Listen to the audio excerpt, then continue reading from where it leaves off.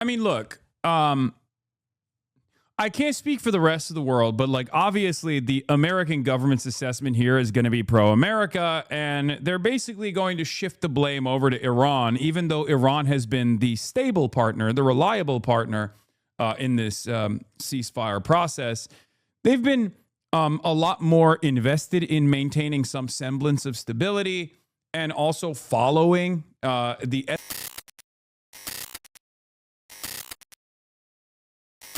Oh my God. Wait, what? Trump says he's not controlled by Israel. I didn't see this one. And if Iran's new leaders regime change are smart. Israel never talked me into the war with Iran. The results of October 7th added to my lifelong opinion that Iran can never have a nuclear weapon did. I watch and read the fake news pundits and polls in total disbelief. 90% of what they say are lies and made up stories, and the polls are rigged just as much as the 2020 election was rigged. Just like the results in Venezuela, which the media doesn't like talking about, the results in Iran will be amazing. And if Iran's new leaders, regime change, are smart, Iran can have a great and prosperous future. Oh my God. God, he is in his washed era. He's chopped. He's chopped and he's unk. Also, you know, good luck convincing people that Israel doesn't control you, okay, or your cabinet after you literally came out of the gate swinging with the Israel is the reason why we had to bomb Iran. It's not going to happen. You know what I mean? Oh my God. And he keeps writing these long ass fucking truth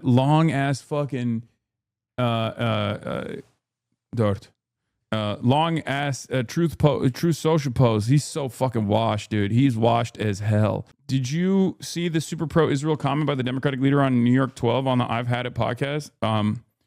No, but we're going to start with Iran threatens to retaliate after the U.S. military seizes Iranian cargo ship. We're going to get into all of that and all. We'll look at the Trump responses and more, but I got to pee real quick. Not be over soon. This video provided by the U.S. military appears to show Marines seizing an Iranian cargo ship near the Strait of Hormuz, a first in this war. We have learned more U.S. forces are headed to the region, including an additional aircraft carrier. And Iran now says it never agreed to a second round of negotiations, despite claims by President Trump. Charlie Daggett has been following every twist of from Tel Aviv on this story. Charlie, good morning. There's a lot of twists and turns in this story. More to come, I'm sure. Good morning. Good morning, Gail. More to come. Now, with the clock running down on that ceasefire, tensions are only cranking up. Iran shutting down the Strait of Hormuz, opening fire on passing oil tankers.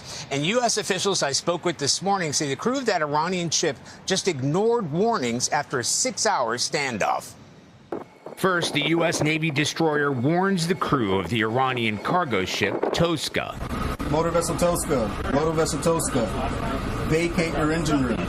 Vacate your engine room. We're prepared to subject you to disabling fire. Several rounds are fired toward the vessel. Later, under the cover of darkness, U.S. Marines launch a helicopter raid, rappelling onto the deck of the stricken ship, which is now in U.S. custody. Central Command said while more than 24 commercial vessels have been turned back, this is the first seizure since the U.S. blockade was imposed last week. U.S. officials said that Tosca, headed toward Iran, failed to comply with orders despite 6 hours of warnings. It's so funny to like celebrate being the military force and the naval force that's supposed to keep all of these waterways open, and then to turn around and do this, and then, you know, literally be like, yeah, we're pirates now. If Iran can do it, why can't we? It's cool, I guess. Like, we've just decided America is in its fuck it stage. Okay? America has decided to you know, take a different approach nowadays, where it's like, yeah, whatever. Yeah, we've decided we're going to fuck around, okay? Hopefully we don't ever find out. But you know, it's very mask off lately. Iran has threatened to retaliate, the most serious threat yet to the fragile ceasefire that expires this week. While the U.S. military presence in the region continues to grow, officials tell CBS News the USS Gerald R. Ford, which has now undergone the longest aircraft carrier deployment since the Vietnam War, has rejoined the fight, transiting the Suez Canal to the Red Sea.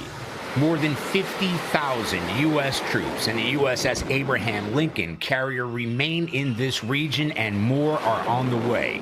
A third carrier, the George H.W. Bush, is due to arrive by the end of the month, to be joined by thousands more Marines sailing from the Asia-Pacific region. This morning, Iranian officials described the capture of that merchant vessel as a hijacking and an act of piracy. Now, we know that ship had been identified under U.S. sanctions, but it's not exactly clear what it was carrying. Matt? Charlie, thank you. Now to the latest on those peace talks.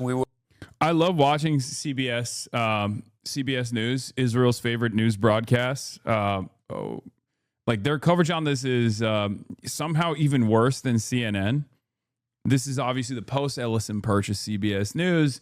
CNN pre-Ellison purchase is doing its very best to also broadcast as many pro-Israel positions as possible. Yeah, I mean, what do you say? What do you say? What can you say about everything that's going on? The idea that a double blockade is actually somehow going to open up the Iranian blockade, which the Iranian side said would actually release in good faith, specifically so they could continue along in their in the ceasefire process, only to have Donald Trump decide, no, actually, we're blockading extra hard. I don't know. I don't know what to say about it. What can you say about it? The art of the deal, baby. That's where we're at. It costs $8 million a day to move a fucking carrier group, and these clowns think that we're going to intimidate Iran by doubling down. Yeah, I mean, Iran is obviously gearing up, it seems, for a war posture. And you can tell that they're doing that because the American side has decided to claim that there is a lot of instability on the Iranian side, which is not the case. The Tasnim news agency said, oh, your stupid tweets are not going to change anything. And then the American analysts were like, see, they're dunking on Abbas Araghchi. And it was like, no, they were dunking on Trump. That's another thing that I've seen where people are trying to claim that there's a lot of like conflict and instability internally on the Iranian side. And I think at the end of the day, the guys who are, pulling the trigger are the ones who are in control of the show. So we're expecting as soon as today, the Trump administration announced the meeting would take place in Islam. Iran says that's not happening. Nicole Killian is at the White House. Nicole, good morning. Now, the talks are on, then they're off. The Strait of Hormuz is open, then perhaps closed. So can you help us sort this out? Hey, good morning to you, Matt. It's really hard to tell exactly where things stand given these new tensions. Right now, the U.S. and Iran can't seem to agree if new negotiations are actually taking place, and that is casting greater uncertainty over what could happen as a fragile ceasefire is about to expire within days. Sources tell CBS News Vice President J.D. Vance is expected to lead the delegation President Trump is dispatching to new talks in Pakistan. But so far, Iran says it isn't ready to commit, citing Washington's excessive demands, constant shifts in stance, and an ongoing naval blockade, according to Iranian state media. The president's... I mean, look, I can't speak for the rest of the world, but like obviously the American government's assessment here is going to be pro-America, and they're basically going to shift the blame over to Iran, even though Iran has been the stable partner, the reliable partner in this ceasefire process. They've been a lot more invested in maintaining some semblance of stability and also following the escalation ladder as America and Israel keep going up the escalation ladder, opening up civilian targets and all this stuff. Like, I know it sounds ridiculous to hear, but, and especially if you are, especially if you've seen a lifetime of like pro-America sentiment and that Iran is like dangerous and a malignant actor, you're going to hear me say that and go, that's an insane statement, right? But it's not an insane statement. It's just the truth. And the reality of the matter is, if we had more honest global leaders, they would say the truth. Like, this is why yesterday I brought up the fact that, like, Russia could be considered a rogue actor, for sure, like a rogue state. that doesn't abide by the same standards. But America and Israel are on a totally different level when it comes to being a rogue state, a rogue actor. They have been unbelievably belligerent. They are so destructive, not just destructive towards loss of life, targeting civilian infrastructure, but also destructive as far as like international human rights goes. They violate it with regular frequency. All of the rules of war, all of the standards that were previously placed, created by the United States of America in large part, have been violated here, where the attitude is might makes right. It's the law of the jungle. Whoever gets to enact the maximum amount of damage gets to do so with no pushback whatsoever. That is the American assessment here, right? That's the American standard here. And now Iran has shown that it has the capacity. Iran has shown that it has the capacity to fight back. And that has kind of ruined the might makes right politics of the United States of America, because when you have a country that's crazy enough to actually withstand tremendous attacks from the United States of America and willing to commit to creating a military deterrence, well, we see the results, right? It's complete chaos, complete instability. And now America is the party that is forced to be restrained, which they refuse to do so. I mean, the host said that the talks failed because of criteria according to Iran. Not that you give an insane statement yourself, not that you don't do that. Prepared to escalate, to de-escalate. On Face the Nation, UN Ambassador Michael Waltz said if Iran doesn't make a deal, the president is prepared to follow through on his renewed threat to knock out every single power plant and every single bridge in Iran. Trump added, no more Mr. Nice Guy. Anybody who has dealt with the Iranians will tell you it is often 2 steps forward, 3 steps back. With the ceasefire due to expire this week, both the U.S. and Iran accusing... It's really funny. Everything that we say about Iran is everything that we say about Iran is actually about us, right? Like, if we're looking at the situation seriously, conducting sober analysis, it's so obvious that we are the belligerent party here. And we just keep saying, we just consistently project the things that we are doing onto our foreign adversaries. It's very, very interesting. Like, oh, you can't deal with these guys. They're madmen. They're insane.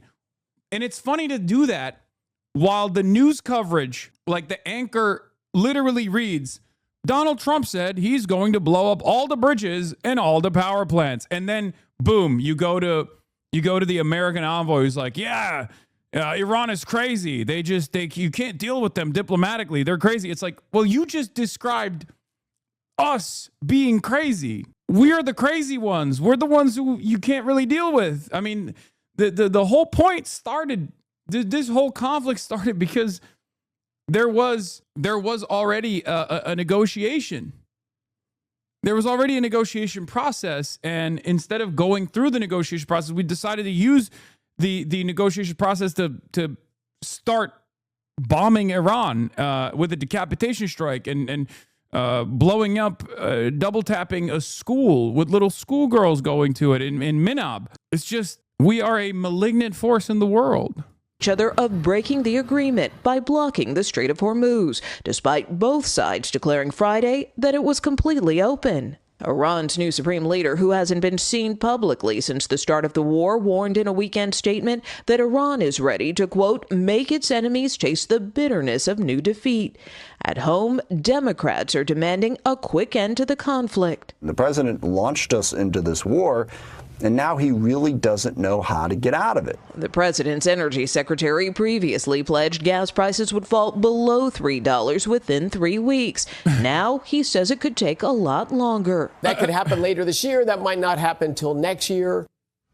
According to AAA, the average price for a... It's just crazy because, like, this is the only thing that Americans give a shit about, too. Like all the instability that we're causing around the world, all of the death and destruction, none of that matters as much as like how much more an American is paying at the pump, you know? I mean, I guess you take it wherever you can, right? I guess if this is a radicalizing moment for the average American, you use that to your advantage. You explain to them that like it goes beyond this, you know. Foreign policy is interconnected with domestic policy. What you don't have here is because of what we're wasting over there. You know, this is an argument that you can present to people and should present to people. You know, it's crazy. Like from the perspective of the average American, all the stuff that Israel did in Gaza was, you know, it was bad. It was fucked up. Sure. Some people saw it. They were like, oh, that's gross. I don't even want to think about it. Right. But that was still happening over there. It was happening with our tax dollars. Some people paid attention to it. Some people were frustrated. But the real reason, as I always said, the real reason why like a lot of Americans hate Israel now isn't just because Israel was committing a genocide. The average American hates Israel because they were committing a genocide and being really fucking annoying about the whole thing. Oh, Jesus, that was crazy. That was wild. M. Israel Chai, I apologize. I apologize. As always, M. Israel Chai, M. Israel Chai.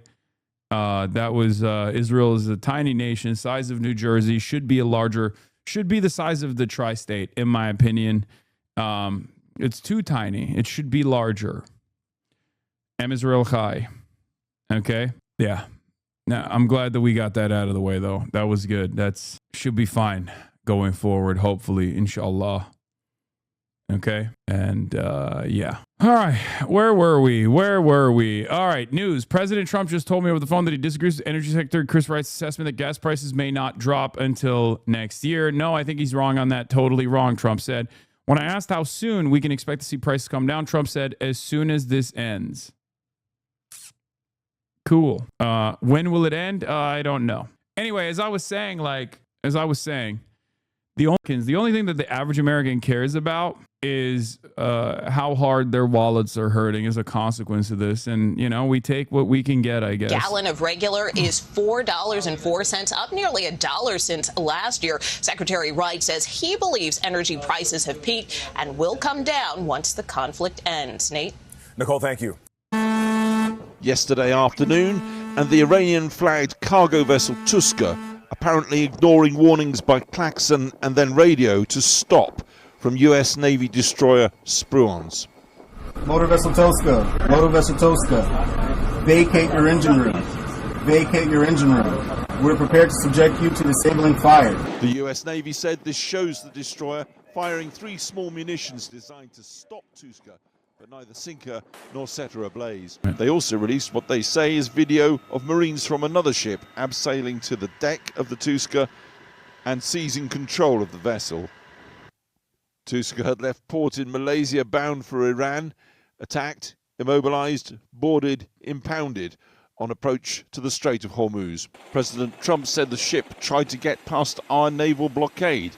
It did not go well for them. But what now? And that's a question being asked ever more loudly of this war. Another rally in support of the regime in Tehran last night.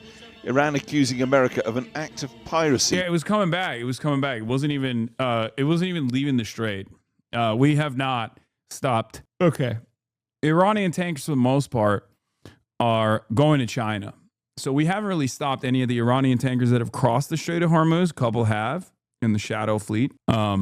We haven't really stopped those because those are going to China, and that would be a direct, I guess, a direct military intervention against Chinese interests, and we don't really have the smoke for that. But this one was coming back, okay? For firing on and seizing the ship, it will be avenged, they said. And those peace talks in Pakistan, well, the security cordon is in place in Islamabad. The Americans said they were going yesterday, then didn't, because Iran says there's nothing to talk about, accusing the US of making unrealistic demands and contradictory threats. As of now, as I'm speaking to you, we have no plan for the next round of negotiations. No decision has been taken in this regard. Last time out, Vance, Witkoff, Kushner and team got precisely nothing in Islamabad. Tonight, Trump said they're heading back for round 2. Iran is said to be looking positively at the latest.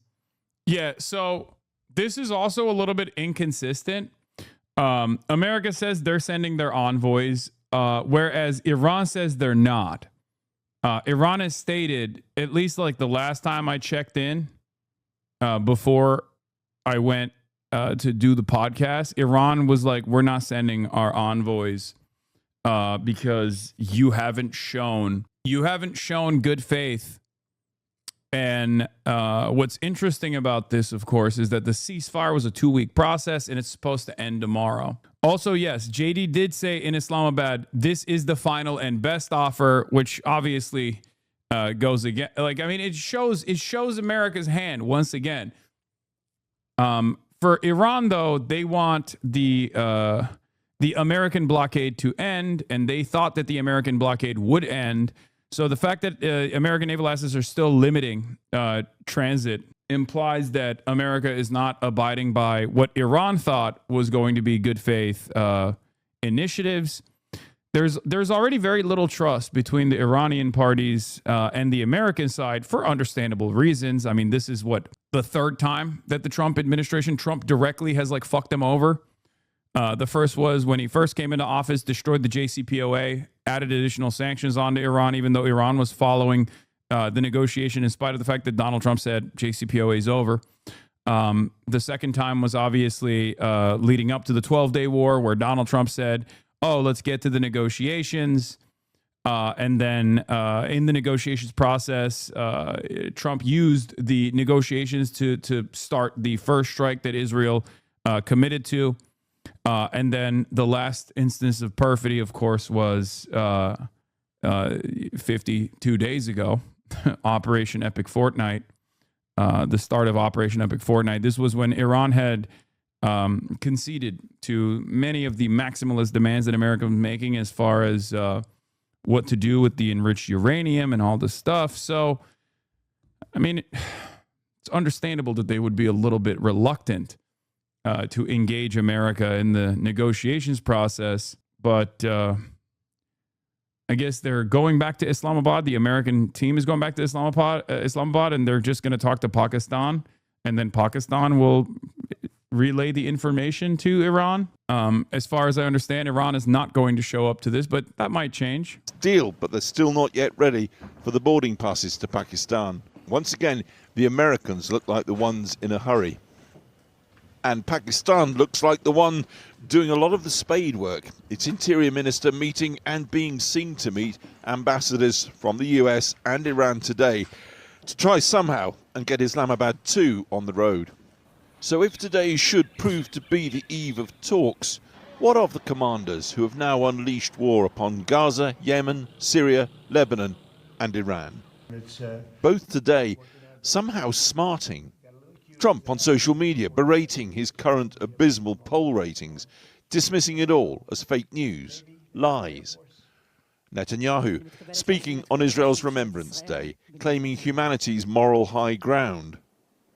But the world already recognizes our determination to defend ourselves.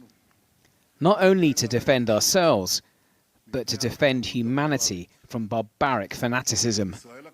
Small Israel and our great friend, the United States, carry the entire Western civilization on their shoulders.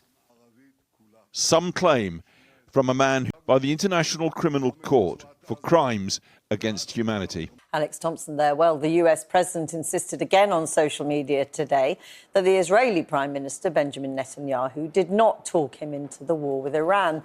Our US editor, Anushka Astana, is in Washington. Anushka. You know, for a moment, we thought that Donald Trump was having a quiet day. He's certainly not speaking in public today. But as usual, his frustrations have bubbled over into a stream of social media posts. And through them, we can really see what is bothering him. The first, what you just mentioned, that critique he's getting actually from the left and right, the idea that Israel talked him into this war. He insists that's not true, that this is... Yeah, it's, you know, that's a little difficult. That is going to be a little difficult for Donald Trump to deny at this point, right? I mean, Benjamin Netanyahu, Mike Johnson, Donald Trump himself, Marco Rubio, virtually every Democrat that was in the Gang of Eight meetings, pretty much everyone from the start was like, oh my God, you're doing this because Benjamin Netanyahu convinced you. Lindsey Graham openly admitted that it was Israel that gave him the talking points that he could use with Donald Trump. Don't know why they were so excited to reveal this information. Now that I look back at it, actually, 52 days in, I think they all, including Israel, legitimately believed that the Israeli intelligence was solid, was reliable, that like they would be able to do a quick in and out Venezuela style regime change operation, and that Iran would never attack the GCC nations. Iran would never actually close the Strait of Hormuz. Iran would never have enough striking capabilities to continue pummeling Israel and the GCC nations and do a tremendous amount of damage to not just the global energy markets, but also to all of these countries in this neighborhood. And I guess that's the reason why they were so forthcoming about how, Israel gave us this awesome info. And of course we were going to go in and we're just going to fuck shit up. Like, it kind of feels like they were so forthcoming because they thought that this would not be a 52-day quagmire at this point with no end in sight. They must have assumed that this would be a very fast operation, that Iran is very weak, right? The CIA director and Joint Chiefs allegedly said the Mossad intelligence is dog shit, but Trump went with it anyway, according to that leaked story. Yes. I mean, this has been a common thing. This has been a common theme with Israel. Israel greatly overestimates the might of its espionage capabilities, the might of its intelligence. Maybe they're even aware of its shortcomings, and yet they make it seem as though they're just like super capable. This is a common problem in the intelligence community. This is something that people yell about all the time. So that's not surprising to me. What's surprising to me is that America was stupid enough to believe it, and we're so forthcoming about the fact that they got this information from Israel and they were goaded into doing this for Israel. Like that part is actually pretty crazy. I assume, thinking about it now, I assume the reason why they were so open about it early on was because they thought they were going to succeed. Fast and easy. Rapid in and out campaign. Regardless of what the general said would be the worst possible scenario, which we're living currently. Regardless of what the American intelligence assessment was, which was that it would be the worst possible scenario, which we're living through currently. It must have been that Trump's assessment that this will be fast and easy and good and everyone will celebrate it and they'll cherish him as the guy who finally ended this 47-year regime, right? It has to be that. Otherwise, it makes no sense to just come out of the gates swinging about how Israel goaded me, the president of the United States of America, into engaging in this unbelievably stupid first strike.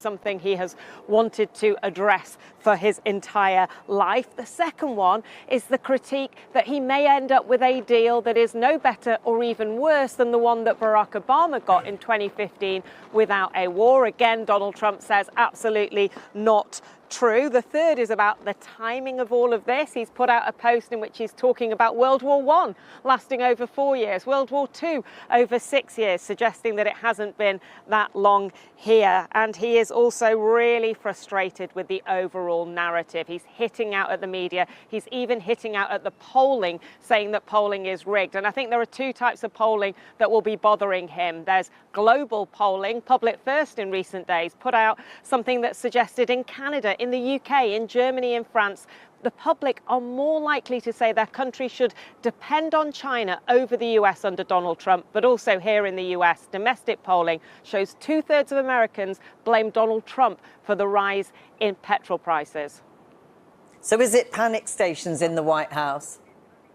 Oh, I think they are pretty worried about it. You know, Donald Trump is talking about winning in Iran, but they're worrying about whether or not they can win in Congress in the midterms that are coming up. And there is a belief that petrol, gas prices are absolutely critical to how the Republicans can do. Politico are reporting that Donald Trump's chief of staff, Susie Wiles, is holed up in a Washington hotel with Republican strategists trying to discuss how they can get the messaging right about all of this. And for all the president says that he's not worried about all of this, it is pretty clear that he is, and there is some confusion at the moment about what is happening in terms of the delegation, the US delegation going to Pakistan. He said they'd already gone. We're now told by sources that they're going to go soon. Anushka, thanks very much. Well, earlier I spoke to Hamid Reza Azizi, an expert on Iranian security and former lecturer at the University of Tehran. I began by asking him if he believes the Iranians will show up to the talks that, as we've been hearing, are due to begin in Pakistan tomorrow. Well, the problem for the Iranian leadership is that they are caught between a rock and a hard place, in the sense that Donald Trump seems convinced that his coercive diplomacy is going to work. The Iranian leaders also need to balance any signal of diplomacy with their own support base inside the country, which is very ideologically oriented, and basically sees any sign of flexibility as a potential capitulations. I mean, you talk about President Trump's strategy being coercive diplomacy. Others talk about sort of flip-flopping between threats and claiming victory. But we've also seen what looks like some flip-flopping by the Iranians themselves. You know, first of all, reopening the Strait of Hormuz, then closing it again, saying earlier today they had... This is how a negotiation works, okay? If you get to the table to put together a ceasefire proposal and you abide by the agreement, you set the standards, you give your points, the opposition gives their points, and then you abide by those standards that were set forth. And in order to show that you are following along in good faith, you start easing some of these restrictions. For the Iranian side, from what I understand, I'm not entirely certain as to how much easing of the restrictions the Iranians were committed to, whether it would be fully opening the Strait of Hormuz or whether it be allowing the ships to cross through on the preordained route led by the IRGC Navy, or just like complete transiting of all ships through the strait. I'm not entirely certain on which of those two things was going to be the case. But regardless, like, Iran said that they were going to ease the restrictions on the Strait of Hormuz. And then America was, from what I understand, also going to no longer have the second block right outside the strait, the naval block that they've implemented.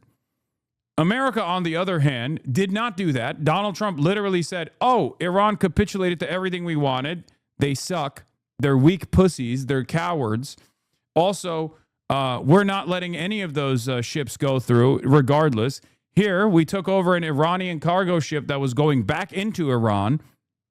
And of course, like, if that's the case, then yeah, that's not a flip-flop. That's just the Iranian side going, okay, well, I guess we're not opening the Strait of Hormuz then.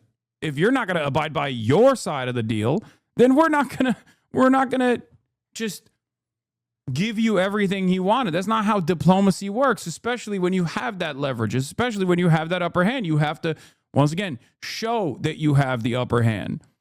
It doesn't make any sense. And most analysts that I have seen, from Danny Citrinowicz to Sina Tusi to Trita Parsi, most of the analysts, regardless of whether they agree with one another ideologically or not, doesn't matter, have said it's because Donald Trump, and this is the singular unifying factor in all of the analysis.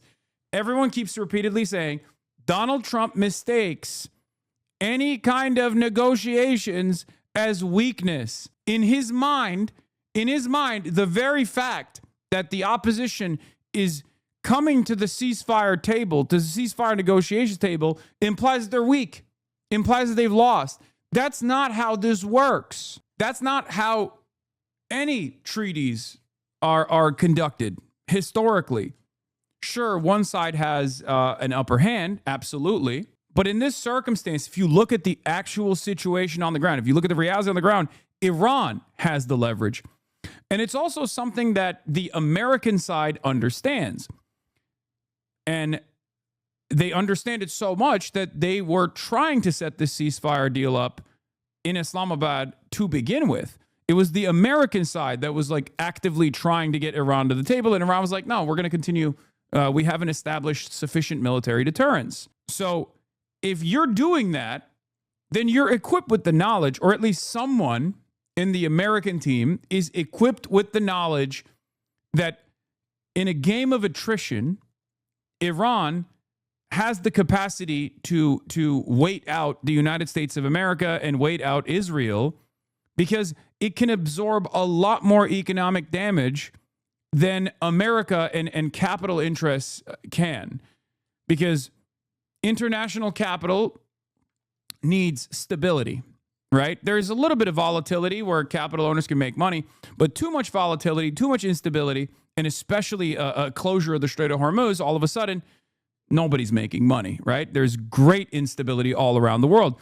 For Iran, because they have been forcibly pushed out of the international marketplace, because they don't do regular trade, they are already used to this kind of volatile environment, and therefore are capable of absorbing a lot more economic damage than international capital is.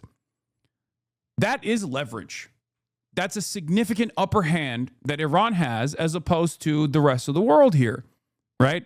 They've been forced to exist in this environment due to the sanctions anyway. So what every analyst is saying universally is that Trump, on the one hand, seemingly understands that reality, and therefore the American side has been actively begging the Iranians to come back to the negotiations table. But also, on the other hand, the way that Trump communicates and the way that Trump has final say almost implies that any kind of agreement from the Iranian side he treats as weakness. There's an inconsistency here.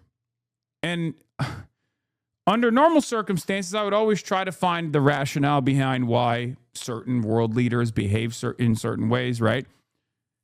But with Donald Trump, it's very difficult to identify exactly what the logical through line is, because he's just a madman. You can look at previous trends, you can look at past performance and try to map out what is truly going on. Like, one of the things that we can identify is whenever he says he's going to do terrorism, whenever he says he's going to blow up power plants, for example, that just means he's willing to do a negotiation. Okay, that's what has happened thus far. Okay, as an agent of chaos, when he says, "Oh, I'm going to do the big bad. I'm going to do the genocide on Iran. I'm going to blow up all of your cultural landmarks," that means he's like actually willing to de-escalate. It's the exact opposite. At least that's how you can read it.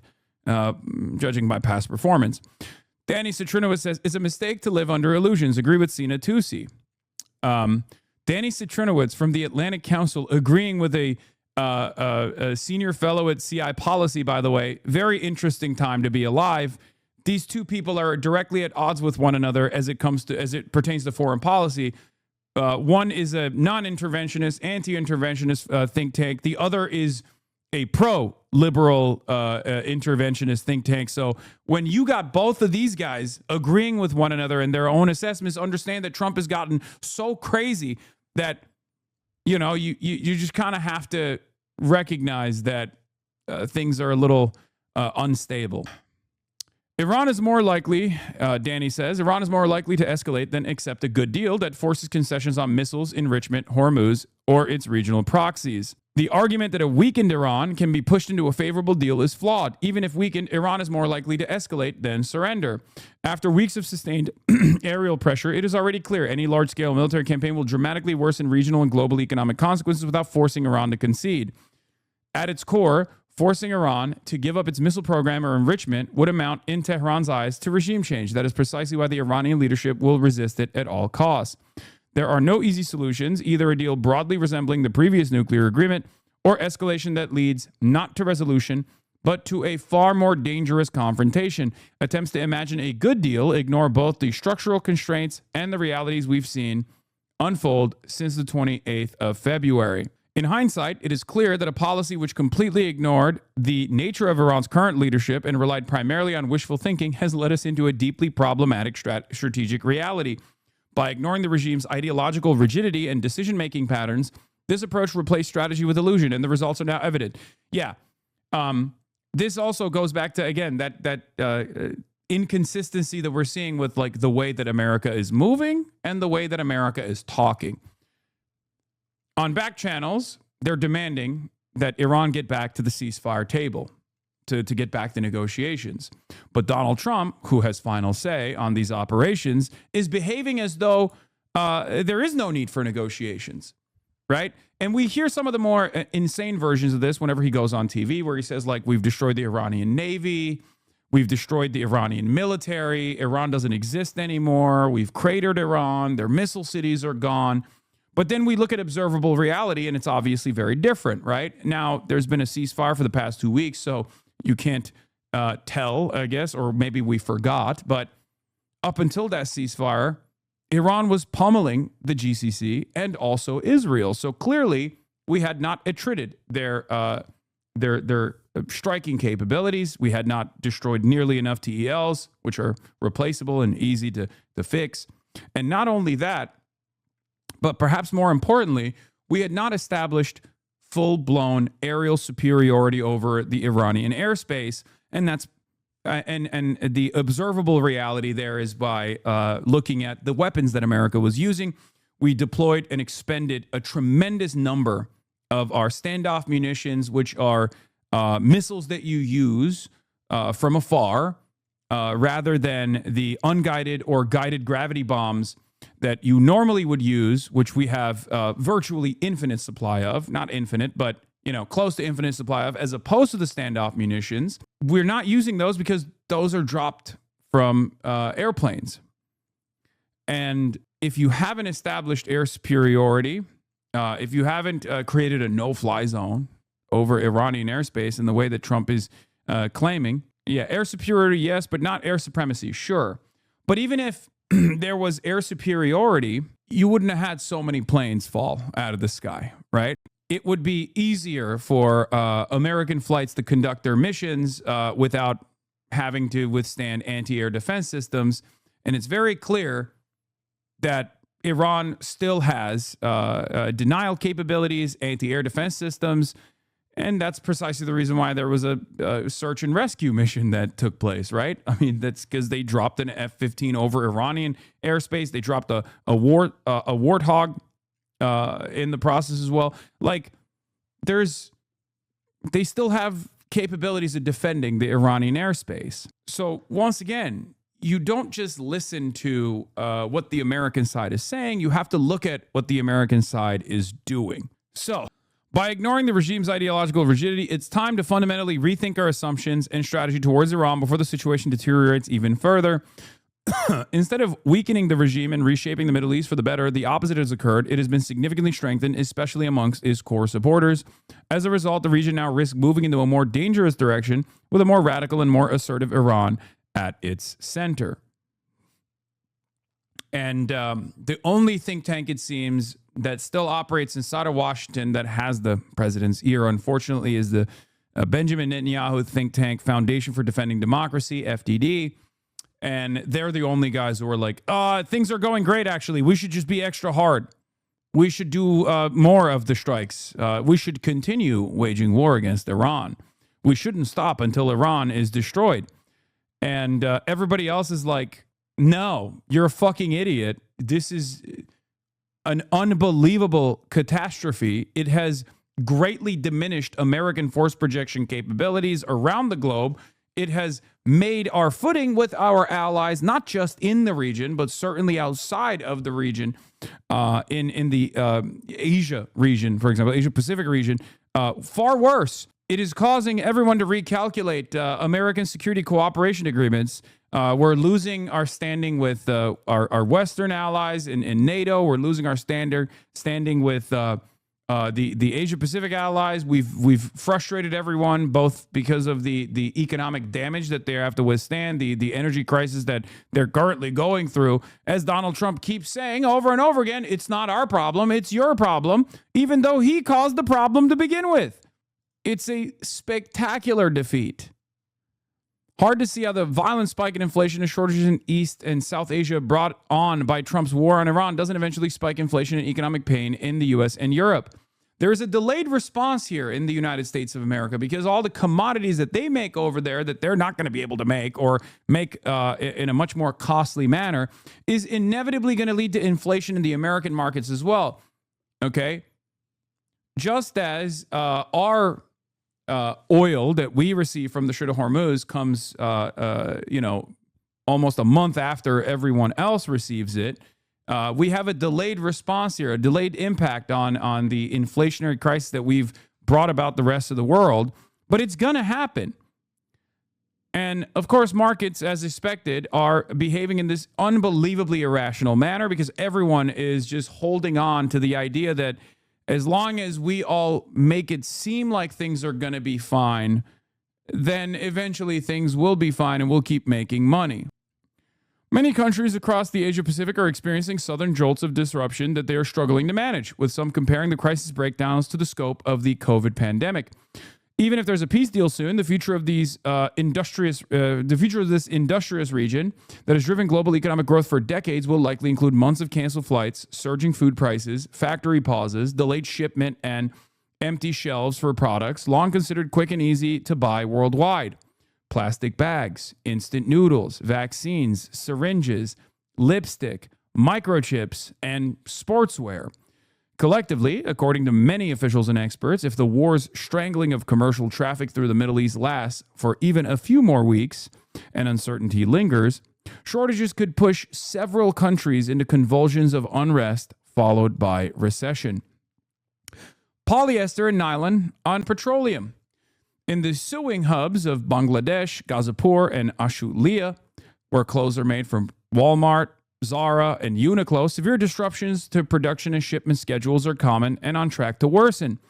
The strain we are under now, managing it will become very tough if there's no continuity in gas or fuel supply, said Abdullah Hil Naqib, Deputy Managing Director of Team, a Bangladeshi garment factory group. We are seeing that the prices of our raw materials are also rising. Today, the price of thread has almost doubled. So they see it immediately. We see it in a delayed manner. Okay, because this touches everything. The international trade system is interwoven. Everything is interconnected. So you might assume, oh, we're in America. How does this impact us? We don't get our oil from the Strait of Hormuz, even though we do, but it's like, minor. It still has downstream consequences on increasing the price of goods that you purchase. A lot of people don't understand that for some weird reason. We act as though we assume that like we're totally operating with a different industrial base. We are not. The entire world is getting their goods, especially the Western world. They're getting their goods from the Asia-Pacific region, right? That's where all of the things that we consume and things that we purchase, things that we use are being produced. So if they don't get their oil, if they don't get their gas from the Strait of Hormuz, which is where they get their oil and gas from, then they can't produce things. If they can't produce things, you can't have the components necessary for production even happening in the Western world. Or you can't get the commodities in the Western world at all. If the price goes up, then your price goes up because everything is interconnected. Americans have a very hard time comprehending this reality for some weird reason. This is precisely the reason why the stranglehold that Iran has over the Strait of Hormuz is so devastating and will have long-term reverberations, long-term global consequences, and they've already begun. No plans to join the talks, and in the last hour or so saying they're positively thinking about it. What's happening here on their side? I think these two are kind of related to each other, and there's a kind of a vicious circle created by the decisions on one side that impacts the kind of strategic moves on the other side. But some of the contradictory messages, some people would say, coming out from the Iranians themselves. The question is that a strategy, or isn't it true that there are clearly different factions control here? I don't see it as a sign of infighting, but as I said, as a sign of a regime under pressure that it impacts, it restricts its flexibility and room for maneuvering, and also leads to these contradictions. So contradictions do exist, but the way they should be interpreted, I think it's a bit different than how it is recently. We have to focus on community and shopping locally if we're going to make it through this. Buddy, I need you to understand something, okay? There is no local community support if certain things that you have taken for granted that you utilize in your day-to-day lives, like, I mean, syringes, right? Like, they were just bringing up syringes. Like, what do? You can't locally source syringes, right? Like, that's not a thing that happens. That's not something you can do. If syringes are being made in a factory in India, and now that factory in India doesn't have the necessary resources to keep up with the output, all of a sudden, syringes are going to be infinitely more costly, right? Places are not going to be able to purchase them. It's just not a thing that you can overcome through the local barter process, right? Yeah, nitrogen for fertilizer is transported through the Hormuz. Just go to the local fertilizer producer in my town, bro. It doesn't work like that, right? And America already doesn't have the manufacturing base regardless. Even cotton too. My job emailed us saying that the price of organic cotton yarn went up 7 to 10% over the last week, and it was already expensive with the previous tariffs. We already took our prices up to compensate, but might have to do more. You are very wrong. All my favorite pistachios, coffee beans, and jalapeno poppers are made locally in my American suburban backyard. Surely none of this will be affected. Yeah. We here in the United States take for granted this global design, this global trade design that we have implemented and have, benefited from tremendously. But we don't understand that all of this is a very fragile system, okay? It's all unbelievably fragile. And for the longest time, as long as America was the only disruptive force and was choosing its enemies wisely, even if it was an enemy that could fight back like the Vietnamese, it was somewhat sheltered from the rest of the, did not have the capacity to disrupt global trade in the same meaningful fashion as Iran is able to by controlling the Strait of Hormuz. It was fine, right? Afghanistan, it was fine overall. It wasn't fine for the Afghan population. It wasn't fine for the Iraqi population, but it was fine for the rest of the world, right? America came into Iraq, for example, and immediately secured the Ministry of Energy, right? That was the first thing that we did. Why did we do that? Well, because Iraq is an oil producer, and we wanted to make sure that there was, that the assets were protected. So this is a different situation because you can't. The damage, the impact is always going to be global. It's not just a localized impact. There is localized impact as well, but the long-term consequences will be global. And America still very much operates in the global trade design, and therefore we will absolutely experience long-term shocks as a consequence of this.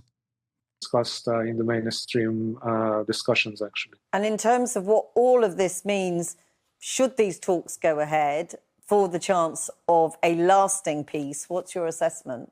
I think there should be some sort of a face-saving off-ramp.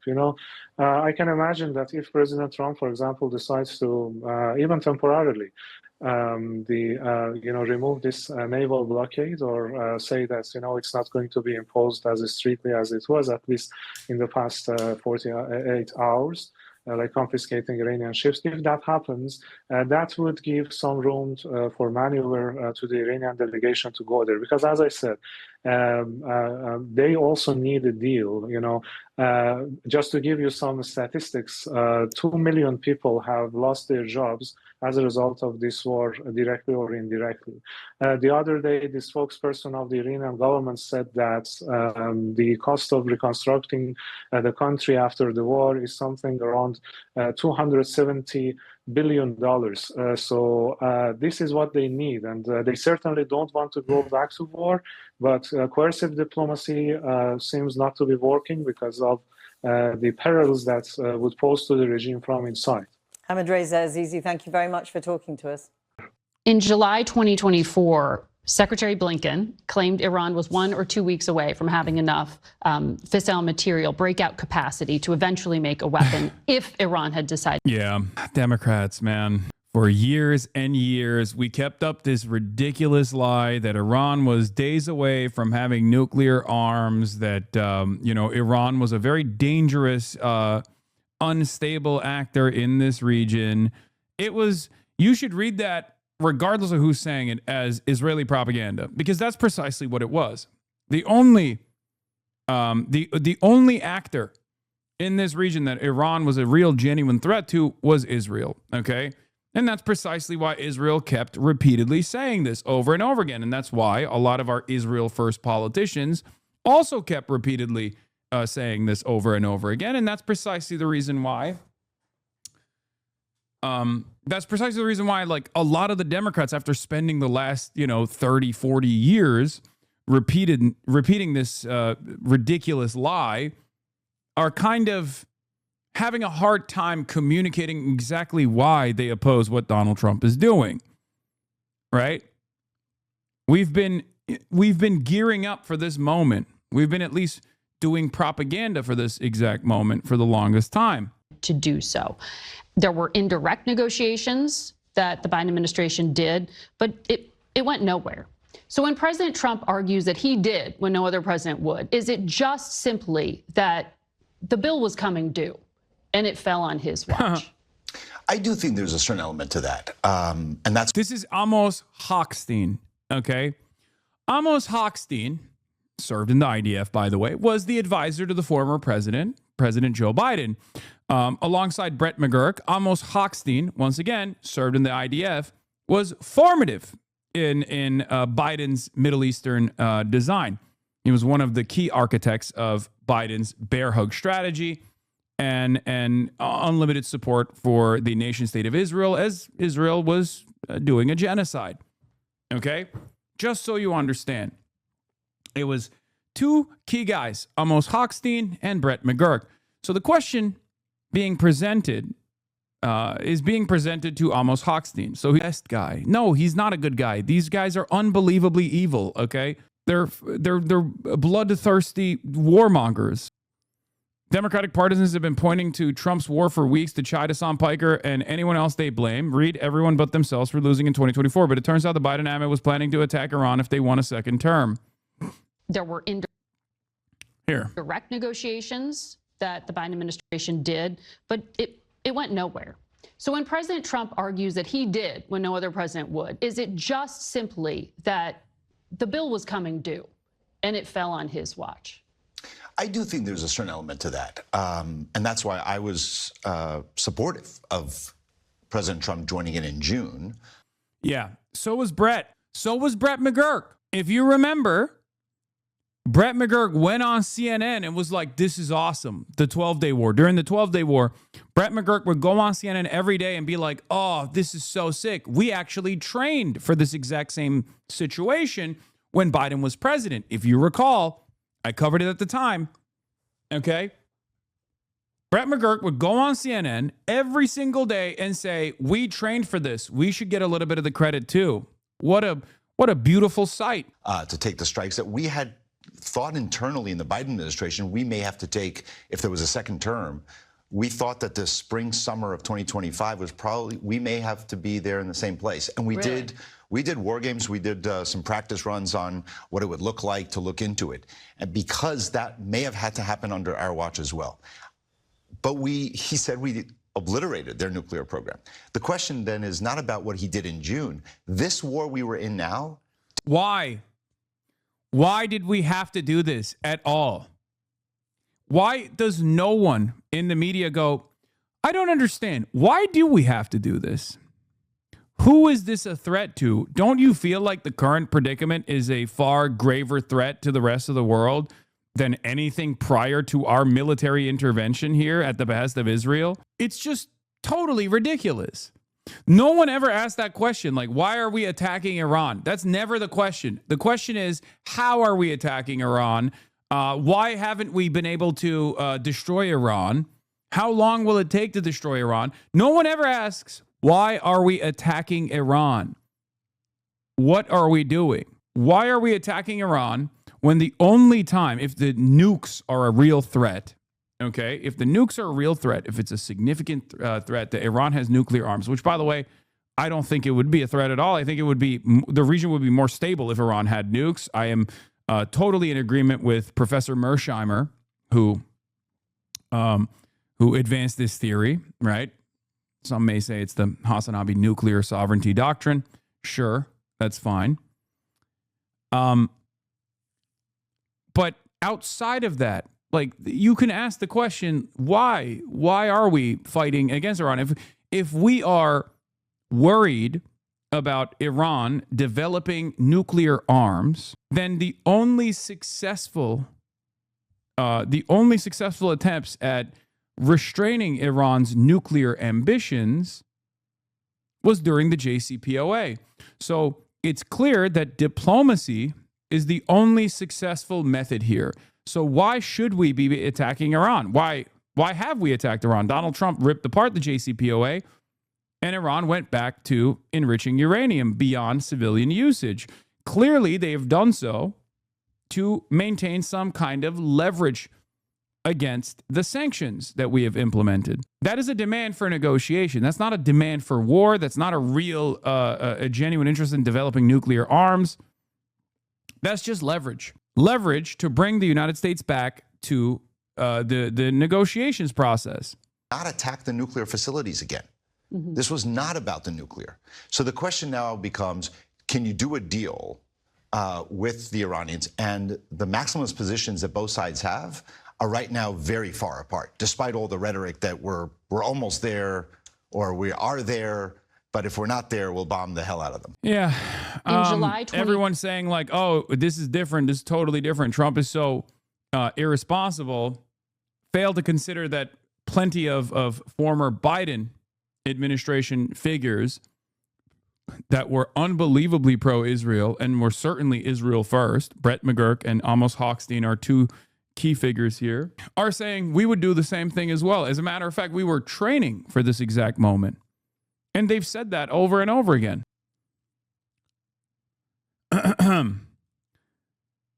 Anyway, getting back to Donald Trump, effort posting through this process.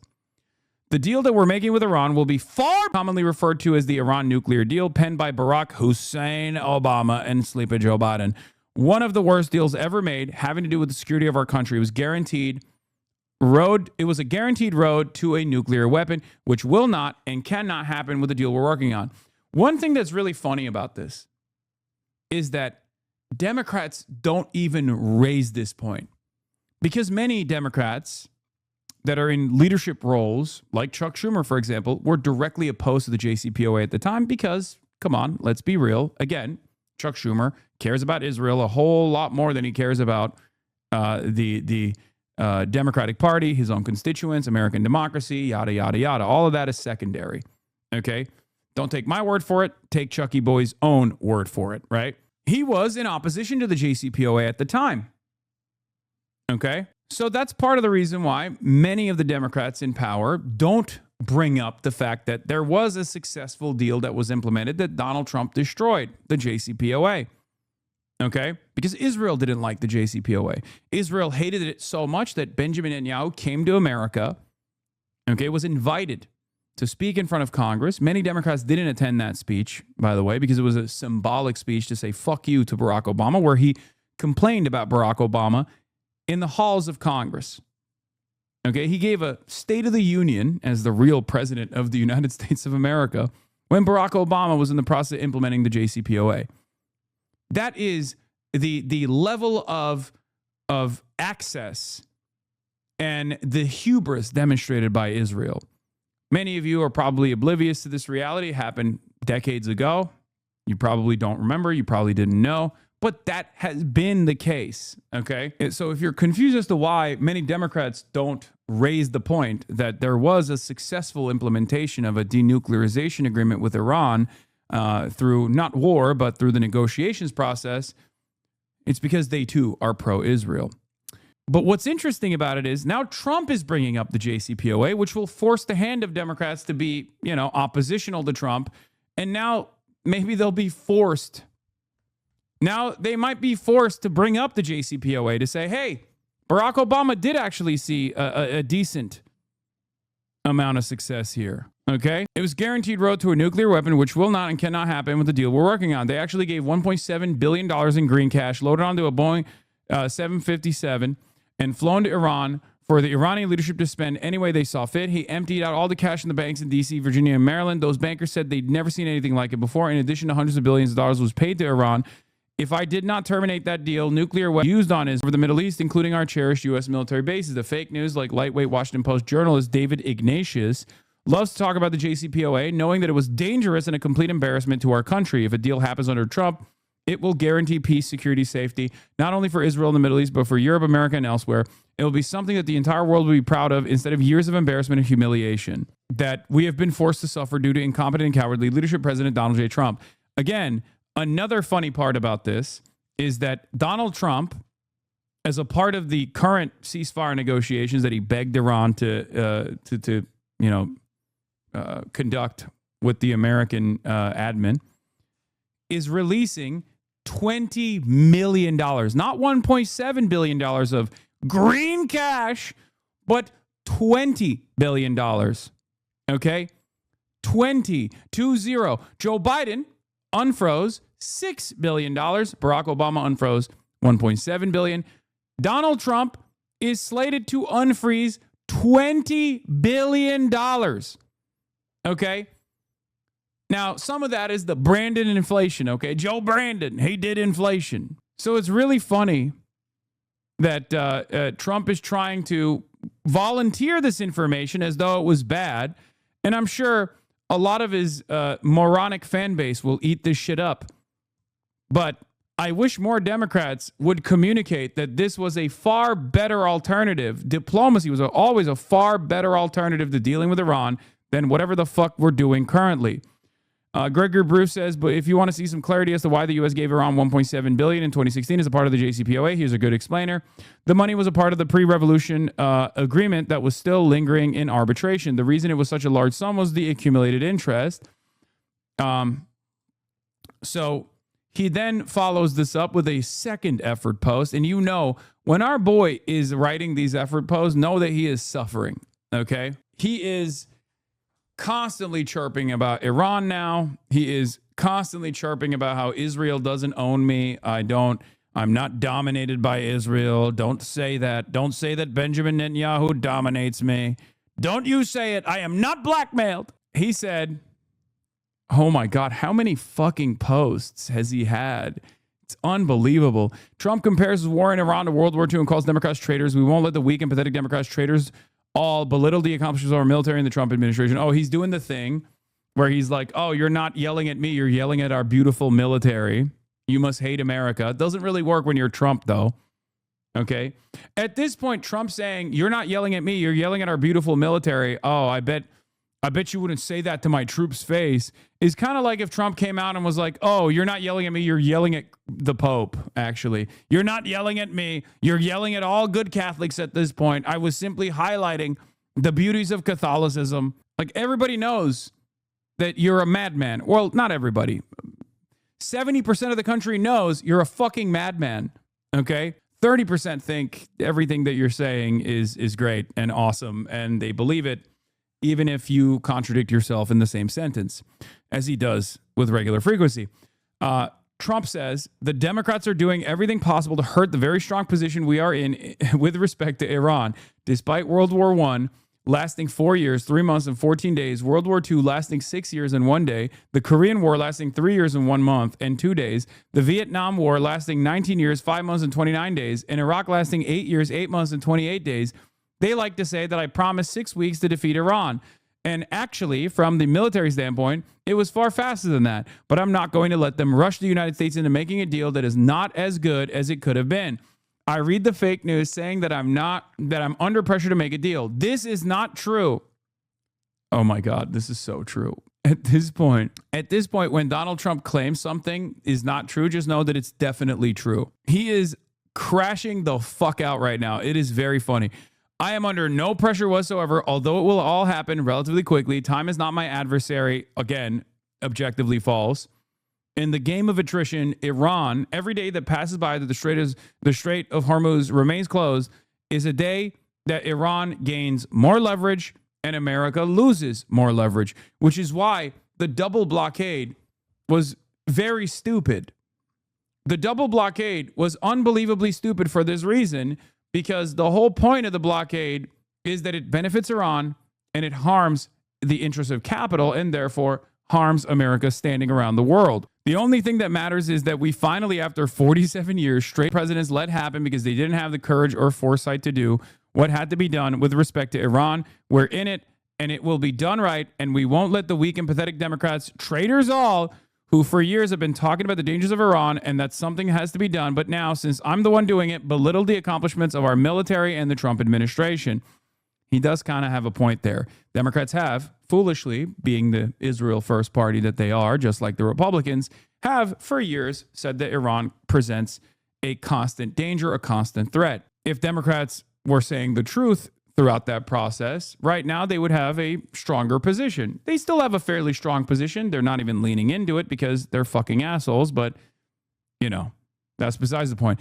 This is being perfectly executed on a scale of Venezuela, just a bigger, more complex operation. He's going to hold on to the Venezuela operation till the day he dies, man. He's like, this is just like Venezuela. All the haters and losers saying this is not like Venezuela. This is just, except for the fact that it is exactly the opposite. It has not been an easy in and out mission, and that we didn't do regime change almost overnight. That did not happen. And also the international energy markets are collapsing, even though I try to hold it together by lying every day. I did Venezuela. Remember Venezuela? It was so good. In my first term, I built the greatest military our country's ever seen, including adding Space Force. In my second term, I am properly and judiciously using our military to solve problems left to us by others of far less understanding or competence. Make America great again, President Donald J. Trump. Axios reports he's over it.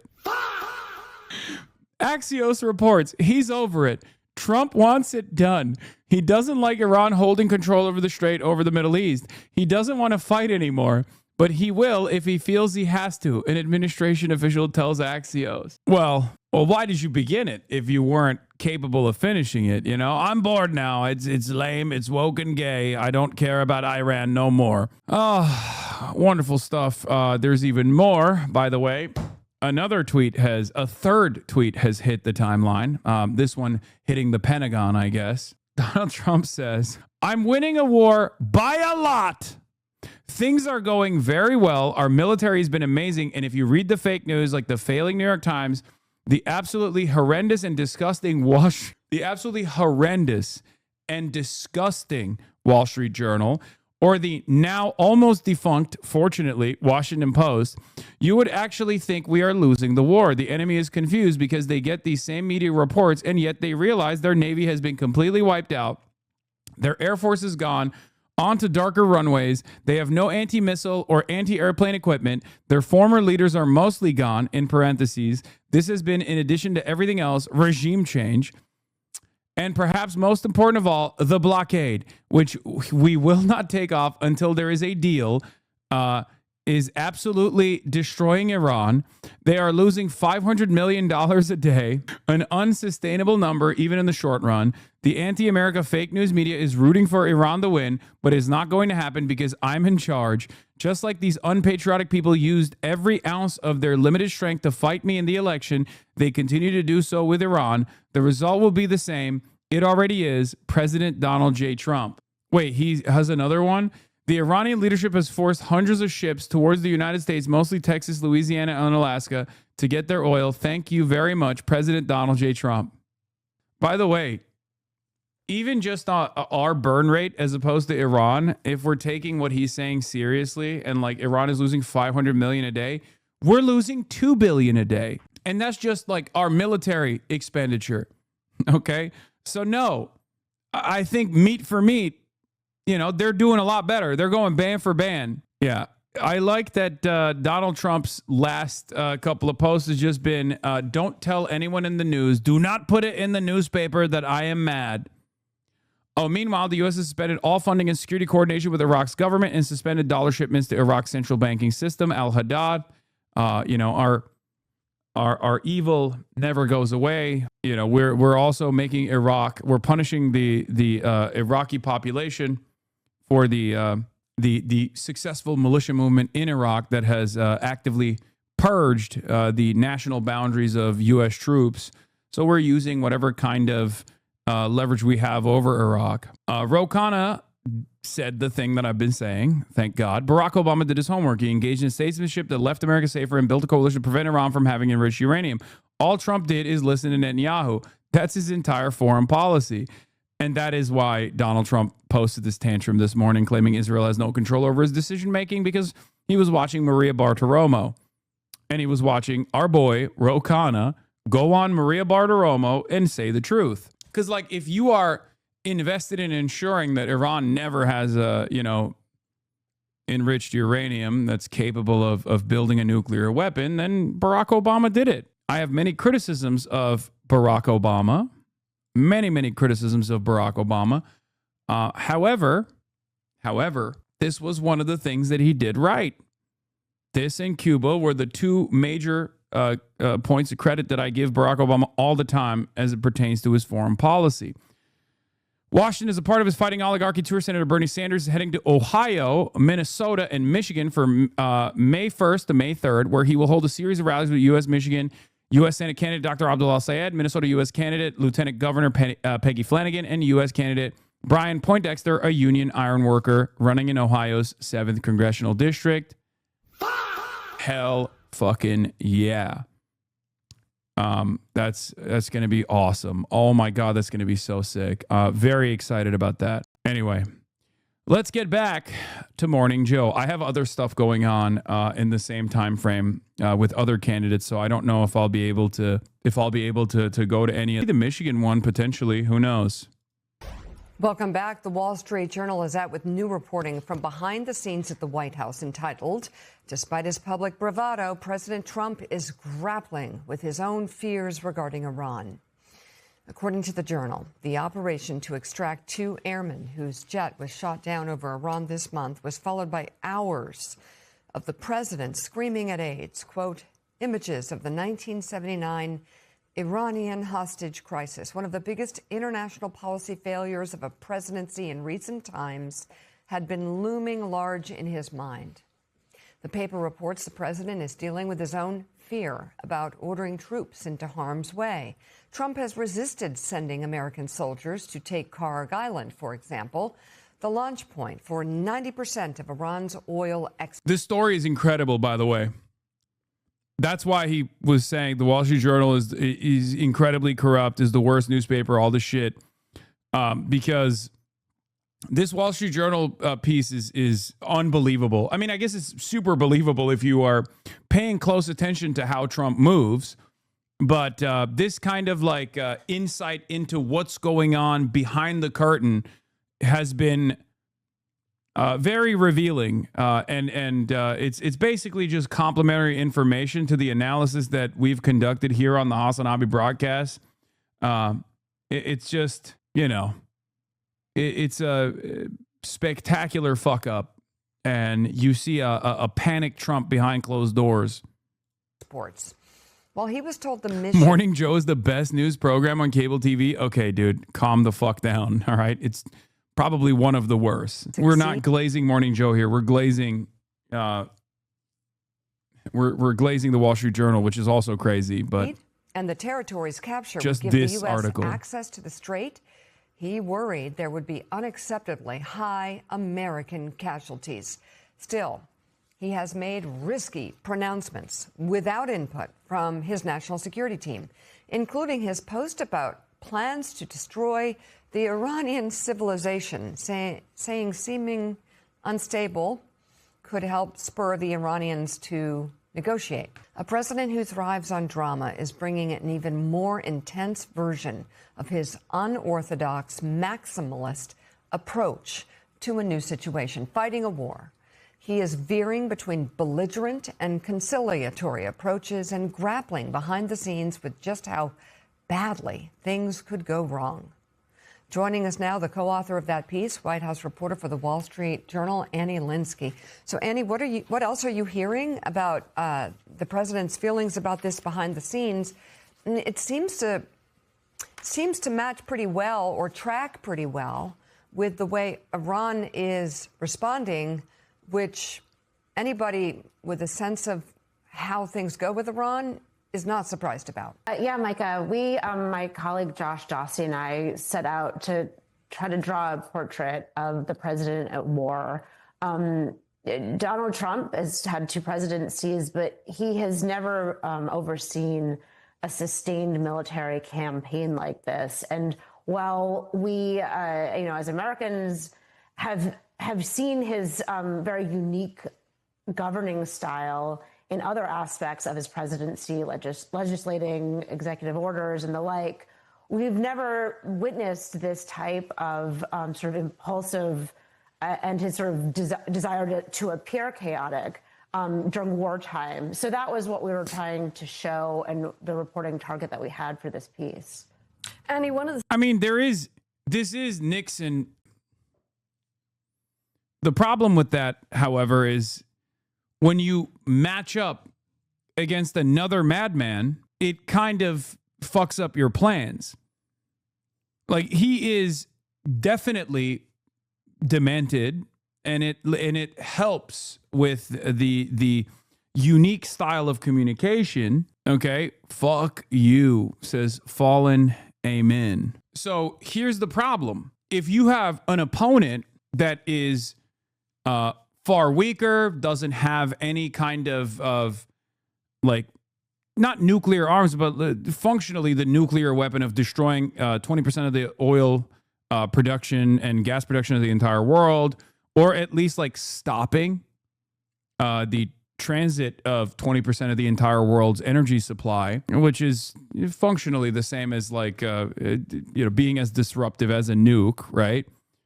When you have an enemy that has that capability and they are exercising their power, you kind of can't do the madman theory, right?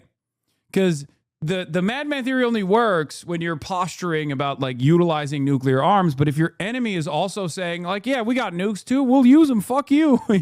Here's a tactical nuke. All of a sudden, that theory falls apart. Do you think this kind of coverage means they're ready to liquidate him? I don't think so. Things I thought was really fascinating about your piece was how there seem to be 2 parallel tracks happening that are not necessarily communicating with each other all the time in the White House. So you've got during the operation to try and rescue the airmen, you've got the security people keeping Donald Trump away from the situation because they thought he might make it more complicated. But then at the same time, you've also got the president on his own track launching troops. The Nixonian madman theory was the way that Nixon communicated to appear more irrational, willing to use nukes if necessary, in an effort to erode the confidence of his adversaries. Like, oh, he's crazy. Tricky Dick. He's a crazy guy. He's a madman. He could deploy nukes if necessary, right? And that's pretty much what Trump is also trying to do. I mean, he is very Nixon in many ways, not just that. Paranoid, willing to erode all norms and all rules. But the problem here is there was never a situation where the opposition also had nukes and were entertaining the utilization of nukes. In this circumstance, Iran's nukes are not actual nuclear arms, but a nuke on global trade, which they have deployed. Yeah. Political theory commonly associated with U.S. foreign policy, President Nixon and his administration, who tried to make the leaders of hostile communist bloc countries think Nixon was an irrational and volatile person so that they would avoid provoking the U.S. in fear of an unpredictable response. The premise of madman theory is that the appearance of irrationality makes otherwise non-credible threats seem credible. For instance, in an era of mutually assured destruction, threat a rational leader to escalate to a dispute may seem suicidal and thus easily dismissible by adversaries. However, suicidal threats may seem credible if the leader is believed to be irrational. International relations scholars have been skeptical of madman theory as a strategy for success in coercive bargaining. Prominent madmen such as Nixon, Nikita Khrushchev, Saddam Hussein, Donald Trump, and Muammar Gaddafi failed to win coercive disputes. One difficulty is making others believe you are genuinely a madman. Another difficulty is the inability of a madman to assure others that they will not be punished if they yield to a particular demand. One study found that madman theory is frequently counterproductive, but that it can be effective under certain conditions. Another study found that there are both bargaining advantages and disadvantages to perceived madness. Also, this only works if you're America. That's the other thing. Like you can't really behave in a rogue state manner if you are not America, because America wrote the rules of the globe, right? But yes, of course, Donald Trump is also deploying this technique as well. The problem is, again, you can do this to, you could have, I mean, you did this to Soviet bloc countries, right? You did this to Soviet bloc countries to a certain degree. But your capacity to escalate and your capacity to behave in an irrational way is only as powerful as your opposition's willingness to abide by those norms. If your opposition, in this case Iran, has already shown their hand and has exercised tremendous leverage over you, then it doesn't fucking matter. It doesn't matter. And that's why when Trump says like, oh, we'll destroy the power plants in Iran, we'll destroy the fucking bridges in Iran, that's a part of his like madman diplomacy in air quotes. But that doesn't stop Iran from controlling the Strait of Hormuz. If anything, that would force Iran to destroy the oil refineries in the region. The madman theory only works if the opposition is willing to both be a stable actor and is invested in offering concessions and doesn't have a serious upper hand. Iran has a serious upper hand. Iran has the leverage. Socials about ending a civilization, for example, or praise be to Allah on Easter morning, without negotiation and clearing those posts and going through the posts with his national security team. So how much is it the president just launching things, and how much is it the national security team actually running the operation in the White House? Yeah, those tweets, or I should say those Truth Social posts that took so many people off guard who woke up and read them, about ending a civilization, saying, praise be to Allah on Easter Sunday of all days, not tweets that he had even sort of chatted with his national security team about. They read them much the way we did after they were posted. The president did ask his staff about those tweets and said, how are they playing? What am I being criticized? And his staff said, yes, sir, you are. You're facing quite a bit of criticism for them.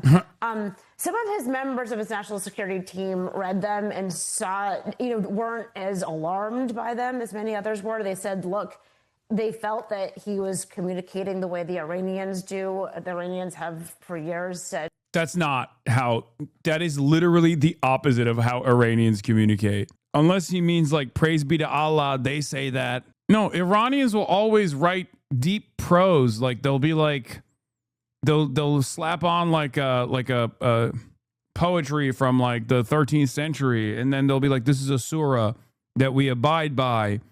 Like the sword of Ali will fall upon those who disrupt the normal existence, whatever, right? Like they don't.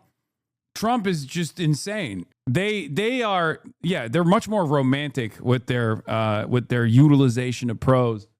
They don't do this at all. You have to roll up on stream for socialism. What does that even mean? Roll up on stream for culture? Oh, you mean 420 blaze it? Okay.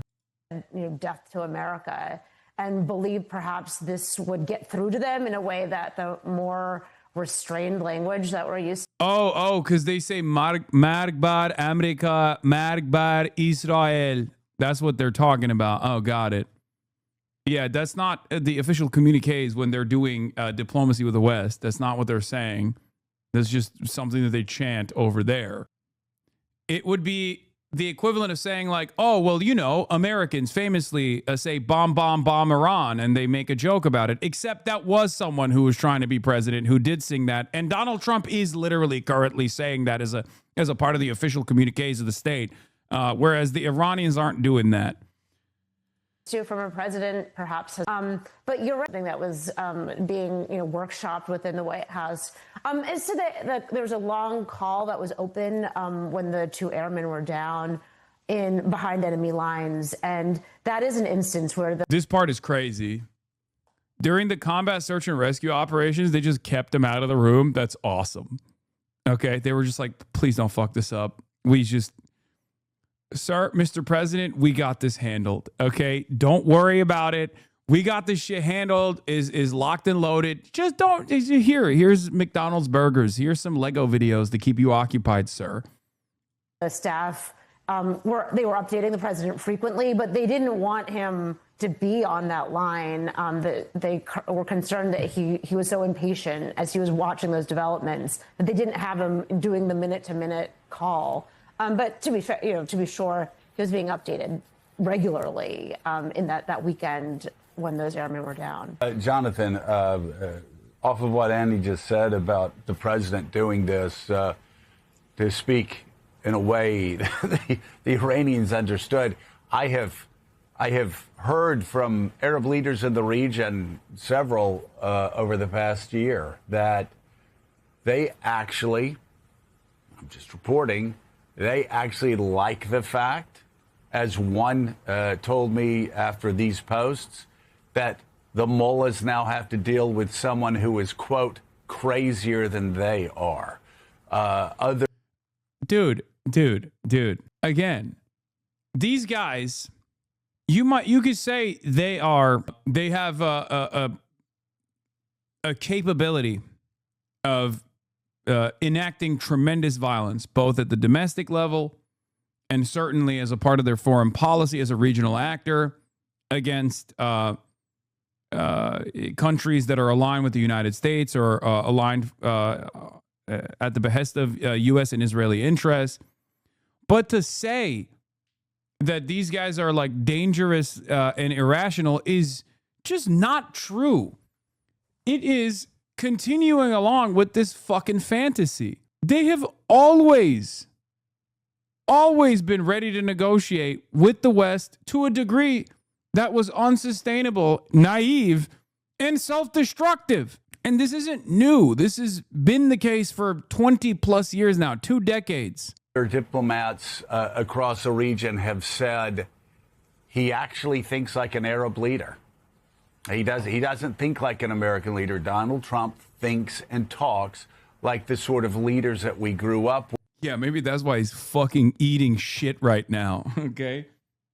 Oh yeah, I am an Arab sheik, and I believe Trump is behaving just like us Arab sheiks, famous for having implemented successful acts of diplomacy, famously getting our wishes across all the time. If there's one thing if there's one thing you can point to about Arab diplomacy, it's that it's always been a resounding success.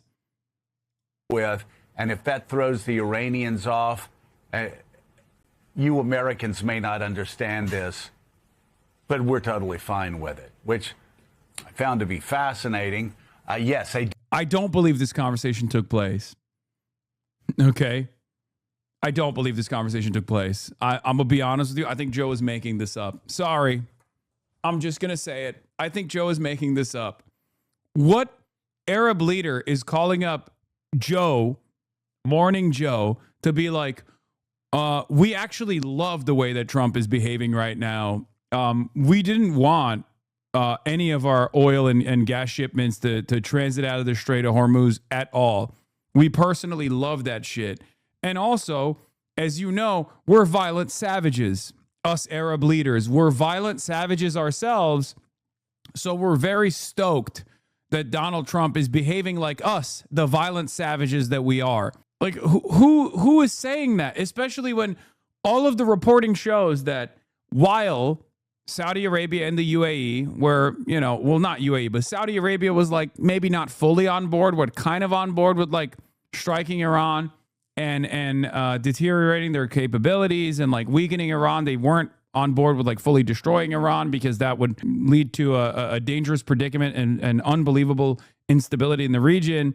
He was on board with it, but who cares about what they have to say? Even the United Arab Emirates now is saying, we have to get financial aid from the United States of America. Otherwise, we're fucked. We're done. Okay? The Emirates are no longer so united, sir. Iran has successfully killed the idea of Dubai, sir. And again, that is a language that Trump understands. When all of the financial deals that they put together, like these mega mergers that the GCC states are putting in tremendous amounts of money into to put together these mega mergers that the Trump family is also benefiting from, all of that is falling apart. All of it. So clearly, they're not super on board with everything that's going on. You have a problem with it. I have a problem with all of it. That said, even this past week, I heard again, as I've been hearing for a year, he's the only American president that can strike fear in the hearts of Iranians. Unbelievable cope. Well, I would say, and also in the hearts of everybody that lives in Washington and across America. Yeah, no question there. White House aides, as Annie reported, anxious at the time. A lot of them since that post have said, well, it worked. Look, they got Iran to agree to the ceasefire. Like, these sets up the table for negotiations, like sort of defending it in retrospect. The madman theory, if you will, that you just outlined, Joe, that it's impossible to predict Trump, so therefore you have to fear the worst. And that's all this was, art of the deal, that stuff. We'll see. But Annie, the other thing that your story illustrates well is, though Trump this time, but Louis Jr., thank you for the 10 far more gifted. likely to authorize military force than in the first, but he's still hesitant to cross the threshold of deploying ground troops. He's still very... Dude, only Morning Joe could take this Wall Street Journal article about like how scared and how panicked Trump is and how paranoid Trump is and how his handlers literally need to, how his handlers straight up need to ensure that he's not in the room when like serious military operations are being conducted, and turn it into, it's actually awesome and everyone is so scared. Everyone is so scared that the guy who is controlling the nuclear arms, the nuclear arsenal of the United States of America is out of his fucking mind. And Arab leaders have told me, this is just like us, man. We love this. Keep posting that shit, sir. That's what they're saying, actually. Great. Oh, this is MS Now, by the way. This is supposed to be the liberal news network, by the way. This is supposed to be the most libbed up news network. Thank you, Morning Joe, for finding a way to take this Wall Street Journal article that offers insight to what's happening behind closed doors and turning that madness and chaos into something positive, seemingly, for Trump's art of the deal. Very nervous about American lives lost in themselves would be... I swear to God, every crime or lol, are you talking to me? Got to be a boss to beat the main boss? Are you calling Iran the main boss? Don't you realize that that's an admission of defeat? Every time a Trump supporter comes in here, they just like hit themselves and hurt themselves in confusion. Every time. It's very strange. Why are your haters always so fucking stupid? I mean, because I'm anti-MAGA, I'm anti-fascist, and I think a lot of MAGA are just very dumb. And a lot of people who end up opposing me end up aligning with MAGA and therefore presenting themselves as very dumb. Terrible, but also the political ramifications of that. So speak to us about that still, that hesitation, and what we consider what could come next, because the fate of these negotiations is still very much in doubt.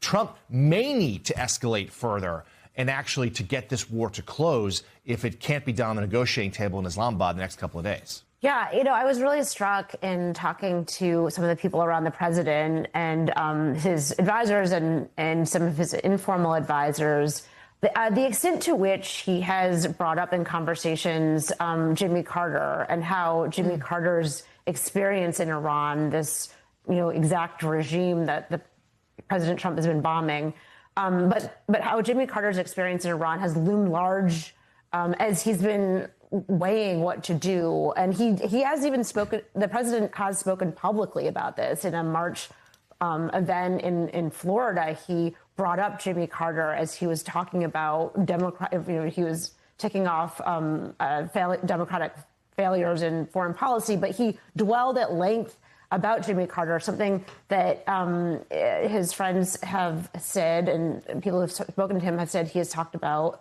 privately as well. So his hesitance on putting troops on the ground is real. He's very concerned about how that would be. He has not been in a position before of sending troops in harm's way in this way. That is not to say he won't do it. And his advisors have been very clear with us that remains on the table. It's not something that they're going to take off. But he has said, troops going to Kyrgyz Island, would they be sitting ducks? Would they all be killed?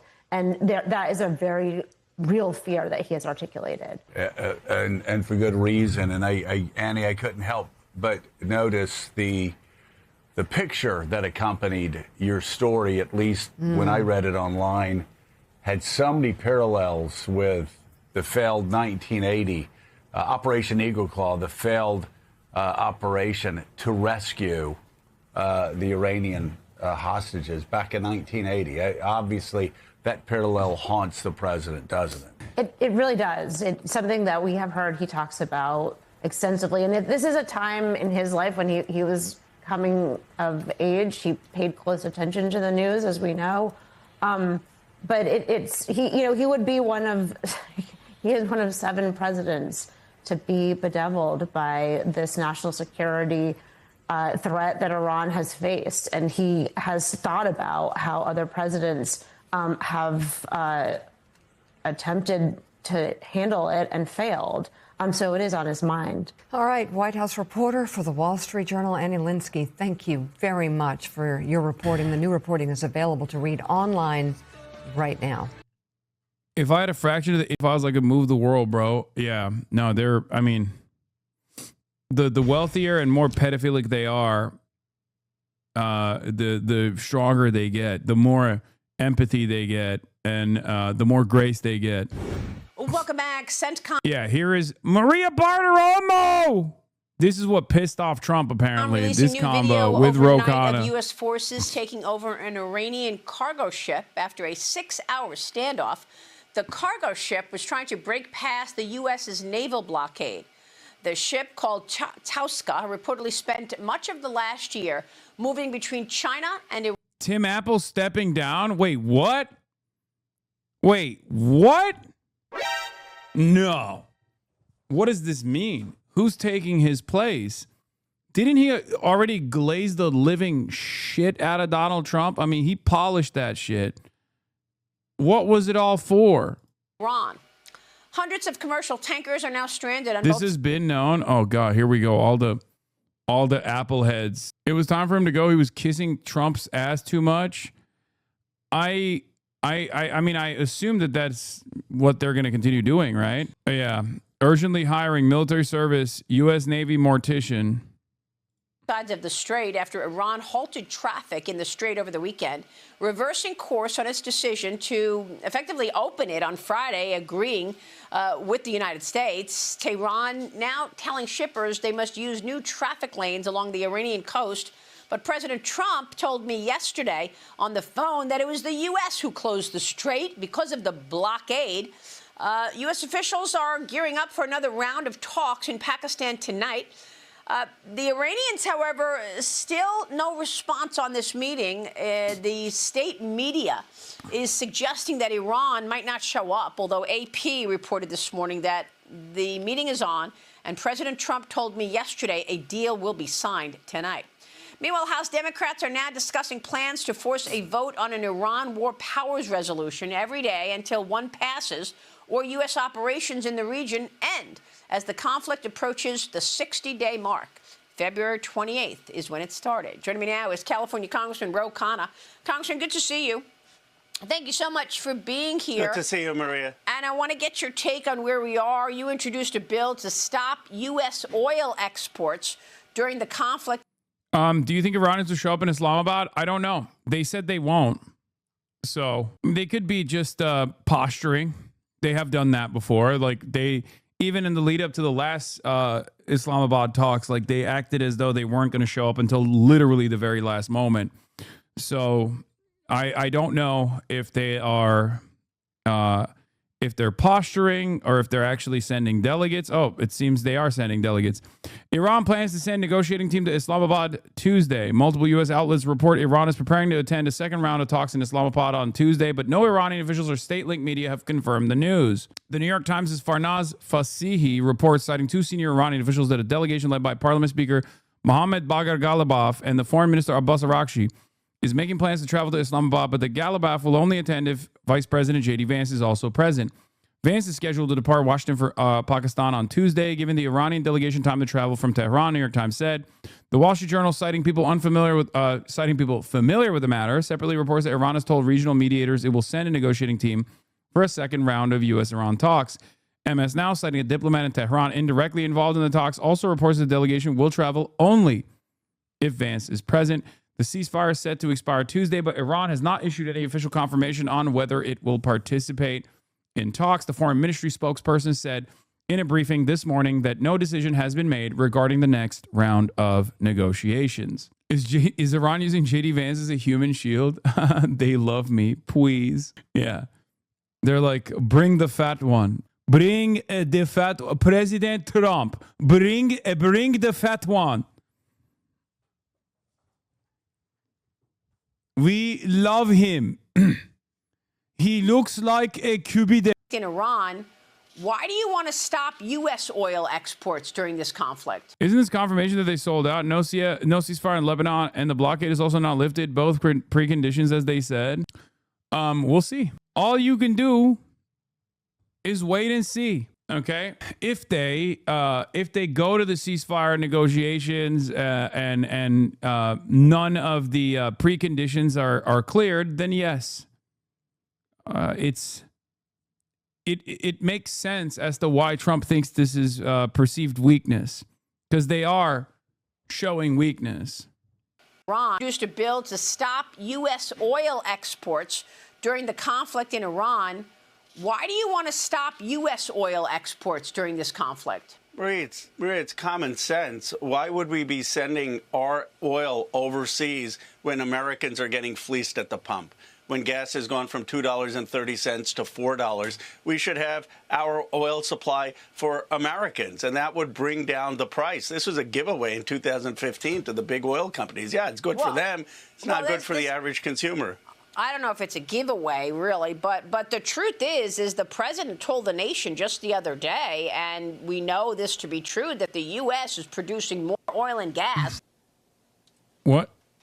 Under Joe Biden, the Democrats do not want to see drill, baby, drill, right? The U.S. was producing, as you know, more oil and gas at a record level, she was mudded under Joe Biden. The point is, though, why are we silenced by libtard media exporting it? And Maria, the biggest point is, why have we gotten into a war that has led to the closing of the Strait of Hormuz? The strait was perfectly open 60 days ago. And, you know, I talked, as I know you do, I talked to some of the senior finance guys at Wall Street, JP Morgan, others. They thought that this war would have been over in 3 weeks. This war has gone on 60 days. It's hurting the economy. It's putting our lives at risk. We've got Khamenei Jr. in charge, who's actually more hardline with the IRGC. We have a worse regime in there. What have we achieved? Are you saying that you do not think it's a good idea to defang Iran from having a nuclear weapon? Absolutely, we should do that. But this is not achieving that. We now have Khamenei Jr. who actually wants to do that. So, Congressman, how do you expect to do that? I'll tell you how your plan? Hold on. What is your plan to ensure that Iran does not have a nuclear weapon? Well, this is not doing it. This is putting Iran closer on the trajectory of a nuclear weapon because Khamenei Senior, who we assassinated, that's not true. That's not true. President Obama. Let me just finish, President Maria. Obama, Let me just finish. Okay, go ahead. Let me finish. Go ahead. You know, look. Khamenei Jr.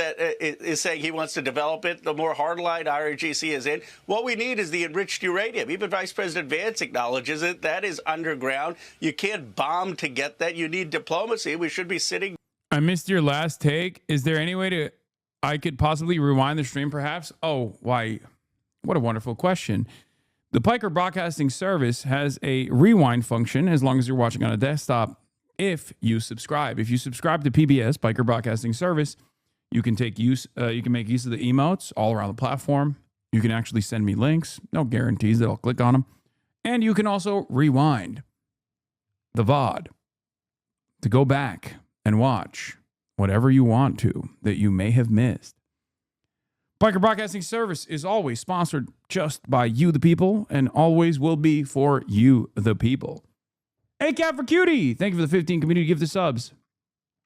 And Jaeger08 Larson, thank you for the 5 gifted subs. Piker Broadcasting Service for tomorrow's news today. The People's Broadcasting Service. Out with Oman, with other nations. Now that maybe we have leverage, we should be getting a deal. But to be threatening to wipe out Iranian civilization, to be threatening to blockade the Strait of Hormuz and close it, hurting the economy, that's just not rational policy. Now, President, look, are you saying that you want diplomacy with Iran and you think that they're going to tell you the truth? They just told us months ago that they did not have any long-range missiles, and then they sent a long-range missile to the Diego Garcia Island. So I'm just trying to understand what your plan would be to defang Iran from a nuclear weapon, because right now, as the president has said many times, Iran's Navy is gone, the Air Force is gone, the leadership is gone, and yes, and the Iranian people are begging President Trump to finish the job. I mean, we had on Reza Pahlavi, a ton of other Iranian citizens who say, please, President Trump. Yeah. Have you noticed they haven't been communicating as much lately, Maria? Perhaps there's a good reason for that. I haven't seen any of the Pahlavis on the main stage since we started bombing Iran, and like maybe the first 2 weeks while we were continuously bombing Iran, all the Pahlavis were on TV. They're like, oh, this is great. President Trump and Benjamin Netanyahu is so good. Thank you. Thank you. They haven't been thanking President Trump as much. I wonder why. Perhaps it's because the situation changed dramatically. It's no longer favorable to America or Israel. Help us. So exactly what are you saying? You're saying you would rather the president do diplomatic talks, and you think they're going to tell us the truth? Maria, in fact, some of them are saying they never said to bomb Iran at all. Oh, wow. Masih Alinejad, I do not belong to the group of opposition that romanticized the war, and I kiss the hands of my critics. What? What? Oh, my God. Masih Alinejad is now walking back her calls for the U.S. to attack Iran after nearly a decade of support for sanctions of war. She literally went out. Oh my God, someone send me the video. Send me the fucking video when she ran up into the streets, when she was running around, dancing in the streets. Oh my God. Few Iranian American voices have been as supportive of bombing Iran or as aggressive in defaming opponents of war as Masih Alinejad. But now that it's clear that the war has been a disaster, Alinejad predictably backtracks and tries to portray herself as a victim. But her contemptible role will not be forgotten. She betrayed two peoples here, the Iranian people, whose blood is on her hands, and the American people, whose military she treated as her private mercenary army. Oh my God. What happened? Are the checks drying out? Is that what it is? Remember when she was literally the first day that the bombing started, she was crying tears of joy, running around and yelling at random New Yorkers, being like, we have done it. He is dead. Ayatollah is dead. President Trump. Thank you. That's what she was doing. What happened? What the fuck happened? Here it is. Here, this is one of the many different instances. I love America. I love everything about this country. I grew up in a country where I was brainwashed to say death to America. The same country, how ironic, the same country that I wish death saved my life 3 times and now helped my people in Iran. They are celebrating. TERFs love her. I don't know why. What do you mean? She has the exact same vibes as a TERF. What the fuck are you talking about? Of her. She looks and sounds and has the exact same vibes as a TERF. Every morning I wake up reading that my people being killed by Ali Khamenei, but this is the first morning in my life that I get the good news and I want to run. I want to run. I want to run. I want to run. I want to just run. I want to just run and shout and shout and shout out of joy, out of joy, out of joy, out of joy. She's Turkish. Don't put that on us. Don't put that on us. Okay. Don't put that on my people. Come on now. I mean, a lot of Iranians have a lot of Turk in them, but. Khamenei is dead!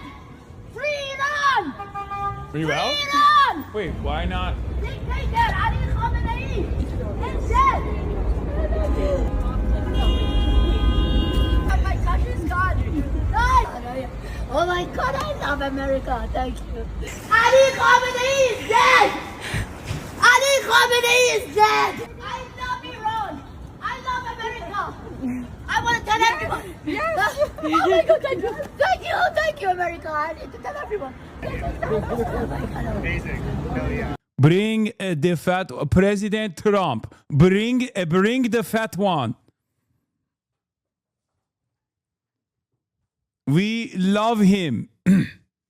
He looks like a QB. In Iran, why do you want to stop U.S. oil exports during this conflict? Isn't this confirmation that they sold out? No ceasefire in Lebanon, and the blockade is also not lifted. Both preconditions, as they said. We'll see. All you can do is wait and see. Okay, if they go to the ceasefire negotiations and none of the preconditions are cleared, then yes, it makes sense as to why Trump thinks this is perceived weakness, because they are showing weakness. Iran introduced a bill to stop U.S. oil exports during the conflict in Iran. Why do you want to stop U.S. oil exports during this conflict? Marie, it's common sense. Why would we be sending our oil overseas when Americans are getting fleeced at the pump? When gas has gone from $2.30 to $4, we should have our oil supply for Americans, and that would bring down the price. This was a giveaway in 2015 to the big oil companies. Yeah, it's good for them. It's not good for the average consumer. I don't know if it's a giveaway, really, but the truth is the president told the nation just the other day, and we know this to be true, that the U.S. is producing more oil and gas. What? Under Joe Biden, the Democrats do not want to see drill, baby, drill, right? The U.S. was producing, as you know, more oil and gas at a record level, even she was mudded under Joe Biden. The point is, though, why are we silenced by libtard media exporting it? And Maria, the biggest point is, why have we gotten into a war that has led to the closing of the Strait of Hormuz? The strait was perfectly open 60 days ago. And, you know, I talked, as I know you do, I talked to some of the senior finance guys at Wall Street, JP Morgan, others. They thought that this war would have been over in 3 weeks. This war has gone on 60 days. It's hurting the economy. It's putting our lives at risk. We've got Khamenei Jr. in charge, who's actually more hardline with the IRGC. We have a worse regime in there. What have we achieved? Are you saying that you do not think it's a good idea to defang Iran from having a nuclear weapon? Absolutely, we should do that. But this is not achieving that. We now have Khamenei Jr. who actually wants to do that. So, Congressman, how do you expect to do that? I'll tell you how what is your plan? Hold on. What is your plan to ensure that Iran does not have a nuclear weapon? Well, this is not doing it. This is putting Iran closer on the trajectory of a nuclear weapon, because Khamenei Sr., who we assassinated... That's not true. That's not true. President Obama... Let me just finish, Maria. Let me just finish. Okay, go ahead. Let me finish. Go ahead. You know, look, look, Khamenei Jr. is saying he wants to develop it. The more hardline IRGC is in. What we need is the enriched uranium. Even Vice President Vance acknowledges it. That is underground. You can't bomb to get that. You need diplomacy. We should be sitting. I missed your last take. Is there any way I could possibly rewind the stream perhaps? Oh, why? What a wonderful question. The Piker Broadcasting Service has a rewind function as long as you're watching on a desktop. If you subscribe to PBS, Piker Broadcasting Service, you can make use of the emotes all around the platform. You can actually send me links. No guarantees that I'll click on them. And you can also rewind the VOD to go back and watch whatever you want to that you may have missed. Piker Broadcasting Service is always sponsored just by you, the people, and always will be for you, the people. Hey, Cat for Cutie, thank you for the 15 community gifted subs. And Jaeger08 Larson, thank you for the 5 gifted subs. Piker Broadcasting Service for tomorrow's news today. The People's Broadcasting Service. Out with Oman, with other nations. Now that maybe we have leverage, we should be getting a deal. But to be threatening to wipe out Iranian civilization, to be threatening to blockade the Strait of Hormuz and close it, hurting the economy, that's just not rational policy. Now, President, look, are you saying that you want diplomacy with Iran and you think that they're going to tell you the truth? They just told us months ago that they did not have any long-range missiles, and then they sent a long-range missile to the Diego Garcia Island. So I'm just trying to understand what your plan would be to defang Iran from a nuclear weapon, because right now, as the president has said many times, Iran's Navy is gone, the Air Force is gone, the leadership is gone, and yes, and the Iranian people are begging President Trump to finish the job. I mean, we had on Reza Pahlavi, a ton of other Iranian citizens who say, please, President Trump. Yeah. Have you noticed they haven't been communicating as much lately, Maria? Perhaps there's a good reason for that. I haven't seen any of the Pahlavis on the main stage since we started bombing Iran, and like maybe the first 2 weeks while we were continuously bombing Iran, all the Pahlavis were on TV. They're like, oh, this is great. President Trump and Benjamin Netanyahu is so good. Thank you. Thank you. They haven't been thanking President Trump as much. I wonder why. Perhaps it's because the situation changed dramatically. It's no longer favorable to America or Israel. Help us. So exactly what are you saying? You're saying you would rather the president do diplomatic talks, and you think they're going to tell us the truth? Maria, in fact, some of them are saying they never said to bomb Iran at all. Oh, wow. Masih Alinejad, I do not belong to the group of opposition that romanticized the war, and I kiss the hands of my critics. What? What? Oh, my God. Masih Alinejad is now walking back her calls for the U.S. to attack Iran after nearly a decade of support for sanctions of war. She literally went out. Oh, my God. Someone send me the video. Send me the fucking video when she ran up into the streets, when she was running around, dancing in the streets. Oh, my God. Few Iranian American voices have been as supportive of bombing Iran or as aggressive in defaming opponents of war as Masih Alinejad. But now that it's clear that the war has been a disaster, Alinejad predictably backtracks and tries to portray herself as a victim. But her contemptible role will not be forgotten. She betrayed two peoples here, the Iranian people whose blood is on her hands, and the American people whose military she treated as her private mercenary army. Oh my God. What happened? Are the checks drying out? Is that what it is? Remember when she was literally the first day that the bombing started, she was crying tears of joy, running around and yelling at random New Yorkers, being like, we have done it. He is dead. Ayatollah is dead. President Trump. President Trump. Thank you. Thank you. Thank you. That's what she was doing. What happened? What the fuck happened? Here it is. Here, this is one of the many different instances. I love America. I love everything about this country. I grew up in a country where I was brainwashed to say death to America. The same country, how ironic, the same country that I wish death saved my life 3 times and now help my people in Iran. They are celebrating. TERFs love her. I don't know why. What do you mean? She has the exact same vibes as a TERF. What the fuck are you talking about? Of her. She looks and sounds and has the exact same vibes as a TERF.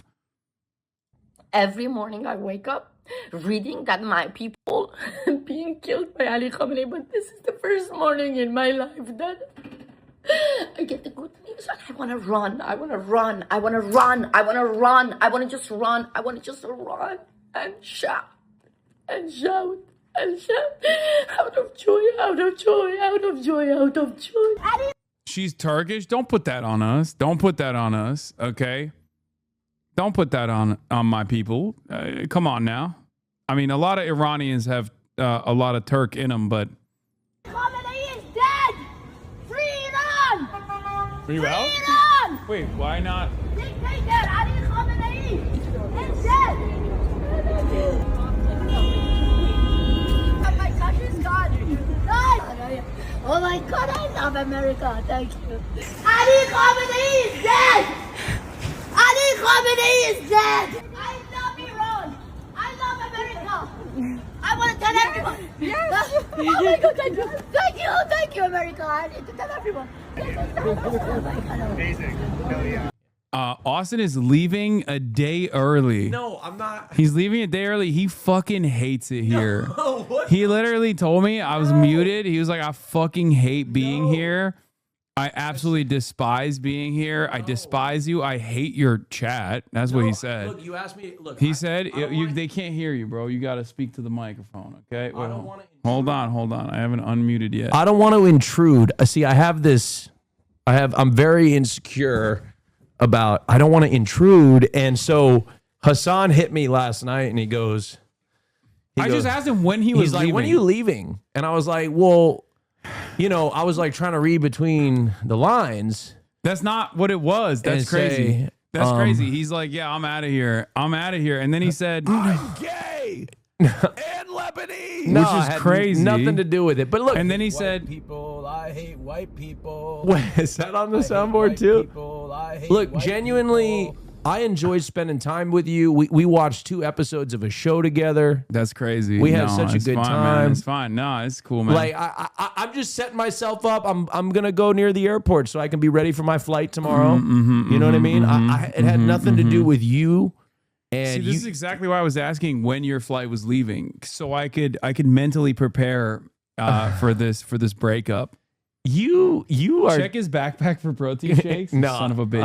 I didn't take anything. I didn't take anything from your house. I drank a lot of your waters, but that's about it. Okay, so that's about it. But no, it's fine, man. It's all good. No, I mean, look, I'll be sad. Yeah. Oh no, come on. I hate to see you go, but I love to watch you leave. Type shit. You know what I mean? Oh man. Oh, you saying I got a fat ass? Is that what you're saying? No, it's fine, man. It's fine. I've been working on my butt recently. It's fine, bro. I've been working on my butt. We're just coworkers, bro. You won't show up to my funeral either. Are you kidding me? Of course I show up to you. Are you kidding me? I would host your funeral. Yeah, it's fine. It's fine, bro. Are you kidding me? The speech I would deliver? Don't worry. You're spiritually still here. I hate white people. I hate. Oh my God. Hey, so what's going on? I was supposed to be on the stream yesterday, but I was in Master Baker. Oh yeah. That's right. I was like, Austin, the people miss you. They want to see you. Like, yeah. Well, where have you been? People keep asking, and you're like, I hate them. No, because I hate white people. I mean, that's what you kept saying, and then you kept saying, "I'm gay and Lebanese." I joined the masses of white people in Hoscourt who hate white people.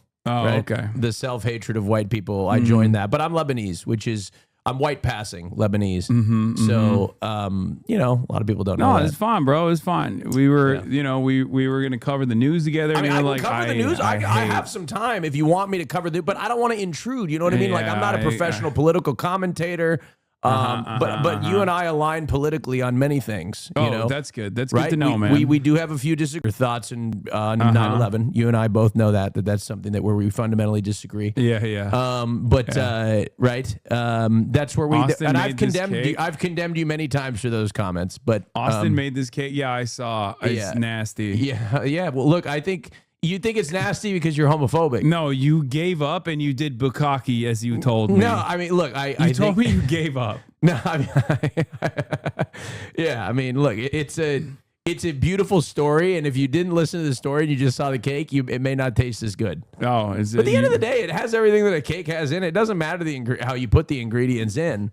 Anyway, but yeah, I know we were watching the Iranian dissidents of the government who were demanding that they bomb the Iranian people now walk back those statements and say that they never actually wanted the bombing campaign to happen at all, but they were celebrating it at the time. Well, let's see what she was doing on Fox News. Well, did you play it? I already played it. Oh, shit. Okay. But the reason why I was bringing that up is because Maria Bartiromo is talking to Ro Khanna about how, everyone loves what Trump has been doing in Iran, like, Pahlavi, Reza Pahlavi, and all these like Iranian people have been celebrating, and they haven't been. They were celebrating initially, but they haven't been. Well, yeah, I mean, obviously as of late, because it's been a massive fucking failure. Well, I mean, we all knew it was going to be a failure from the beginning. Yeah, right? We all knew it was going to be a failure. Not all of us. Some people in my chat kept yelling at me for some fucking weird I just don't reason. understand what they expected. Like we were going to bomb Iran, and people were going to all of a sudden be like, "Oh, now's our time. Just got to dodge all these bombs, and then we can take over the government somehow." With what? I don't understand. There was no, you know what I mean? There needs to be. There wasn't even like correct me if I'm wrong, but there wasn't even really a resistance of like group that was even tangible to even be the ones that led this uprising, right? There was no next day after. There was no plan for what the government would look like. Right? You would need that. There was none of that. So like it didn't make sense from the beginning, and we knew that this was going to happen. But and it's a silly war that we got, we know why we're in the war. He only disagrees with your 9/11 quote because airplanes were hurt in the process. Yeah, people don't know that we simulated 9/11. Austin tries to disavow it, but like he literally was like, Hasan, do a 9/11 simulation when we did the airplane. What? I did not say anything about that. Yeah. I did not say anything about that. So if there's any Fox News, if there's any Fox News producers watching, just don't let him get away with that. He made me say it back in 2019. I want to let everybody know that he made me say it. I condemn his comments on 9/11, and more specifically, I condemn his comments on Pearl Harbor, which. It's a lesser known fact about Hasan that he says that he believes that America deserved Pearl Harbor and 9/11. Yeah, no. Oh, God. Fox News, you listening? Yeah, that's a good one. Cooked. Get that I'm fucking soundbite. cooked. All right, Ro, let's see what Ro's got to They're say. not begging for Donald Trump to wipe out Iranian civilization. They're not begging for him to blow up every power plant and threaten war crimes. And they don't like the fact that we have actually a more hardline regime in there. They have not created a regime that is respecting human rights or protesters. And the reality is, yes, I don't trust Iran. Hold on. Obviously, Reagan had said trust to verify. Maria Bartiromo is such a psycho. You can't sit there and tell me that you are talking about Iran's human rights. Yeah, Austin disagrees with my 9/11 comments because he says that they didn't go hard enough. It's really fucked up. I was like, bro, you can't be saying that kind of shit. No. That's what he said. He was like, it was a failure. No. It was because some of the planes fell without hitting the Pentagon. That kind of stuff. He also thinks it's fake. No, I think it's real. He thinks 9/11 is the fake. I think it's when the way they treat women and the way they treat citizens. This is what kills me is why do all of a sudden they become super woke? Oh yeah, whenever it's military intervention time, they're like, it's always super woke. Do you know what they do to gay people? What I want to do to gay people here, they do over there, and I'm jealous. Yeah, they're like super woke. They're like pro-woman, pro-gay. They're like, they kill gay people and everything like that. We're not that far along in the process. Yeah, we want to do it, but Iran is lapping us on that field. Moral equivalence between the way President Trump treats citizens and are you putting an equivalency there? No, I'm not putting an equivalency. What I'm saying is that we have not created a regime that actually is respecting human rights. We have a regime that is more hardline. There is no democracy emerging. There is no regime that's actually closer to the United States. Actually, what we've done is we've increased China's role in the region. Now they want to have oil transactions in the yuan, not in the dollar. And so what we've done is actually lost influence in that region. And we haven't gotten the enriched uranium. I mean, that is the problem. Well, I think that President Trump is trying to negotiate that, and he told me yesterday directly that he's expecting a deal to be signed tonight in Pakistan. I want to move on to other issues because I know you're doing a lot, Congressman, and we appreciate that. But here's my final question on this issue. Are you suggesting that Obama's leadership on Iran was better? Because under President Obama, there were 14 wire transfers to a hold on. There were 14 wire transfers to a Swiss account. This is why Trump got so mad. He started posting up a fucking firestorm on True Social. No, I know. He was like, "Oh, the JCPOA was bad. It was weak. It was terrible." Yeah. To Hezbollah between 2014 and 2016. That was Barack Obama gave $1.7 billion to Iran. Donald Trump is slated to give $20 billion. Yeah, because of wait, is this part of the negotiation or just how much he's gonna give them more money? So much more. And then on top of that, how much money we've been spending on a daily basis bombing them. Yeah. Right? Which is more than what triggered billions of dollars. Which is what triggered the closure of the Strait of Hormuz to begin with. Like, it was unimpeded, untouched for all of those 40 plus years, with like one exception during the Iran-Iraq war for a brief moment. But outside of that, it's never been contested. Iran just never took advantage of the power that they had over the Strait of Hormuz, and they were literally pushed. They were pushed into what is this? What? Fear and talking about revolution? What are you? Let Ludwig completely shut that hugely productive convo down? What is this person saying, bro? What planet are you living on? What the fuck? I think we need to step outside for a moment. Let me talk to them. Go ahead and just take a moment. And perhaps there's a new episode of the Fear and podcast. We moved past that one. Just step outside for a moment, and it's okay. It's okay. And it's okay. Just move on. I don't think I think that you're maybe having... Paralyzed Pendant Plug. Thank you for the 25. Get the subs. You think did I deal with that okay? Yeah, you did. You did. Yeah. Take a breather. Take a deep breath. Breather, okay? I don't know what you're talking about. Austin's real 9/11 take. Back in his sports phase. Oh, I remember that. The same build a bitch. That was a rough phase for me. God, were you depressed? Rough for me too. What? When I look like that? Yeah. Oh my god. Oh my god. What a so rude. What a fucking insane thing to say, dude. But yes. Okay, you just giggled at a fucking plane hitting the Twin Towers, okay? Okay, but that's one is personal. The other one is like a fucking complex situation that was horrific tragedy, but that was a consequence of like 3,000 people died, and this is me just insulting you when you're not. I know, one is like personal. The other one is literally like, you know, an issue that took place like fucking 20 plus years ago, dude. What? Wait, this was like 10 years? At what point? Wait, so at what point can you start making fun of tragedies? Like, what point? Are you comparing my childhood to 9/11? Oh my God! Brother. Dude, we went through a phase, and I kind of blame you for this, where we were both painting our nails. Uh-huh. And like, I'm not, like, I think painting nails is fine, but like, I like went through an emo phase, but I was like 27 years old. Yeah. And it just looked, so, I was wearing like tight pants. It was just a very rough period of time for me. You were dressed so poorly. I mean, I was very rough. I was fat as fuck. Dude. What is that facial hair? It's just not good, man. I showed pictures of myself to Christian. It's not good at all. And neither of us. Dude, I showed pictures of Christian, myself to Christian. And you know when you're a significant other, like, he can't even lie. He's like, Austin, you looked like shit. He's like, I would have not dated you if you looked like that. That's what he told me. Yeah. It's just really, really bad. Like, I've never heard of somebody glowing up at 30, but I feel like I did. Also, the clothing was all you, baby. That was not me at all, okay? I don't know. You did. I tried my best to make you into a man. You did.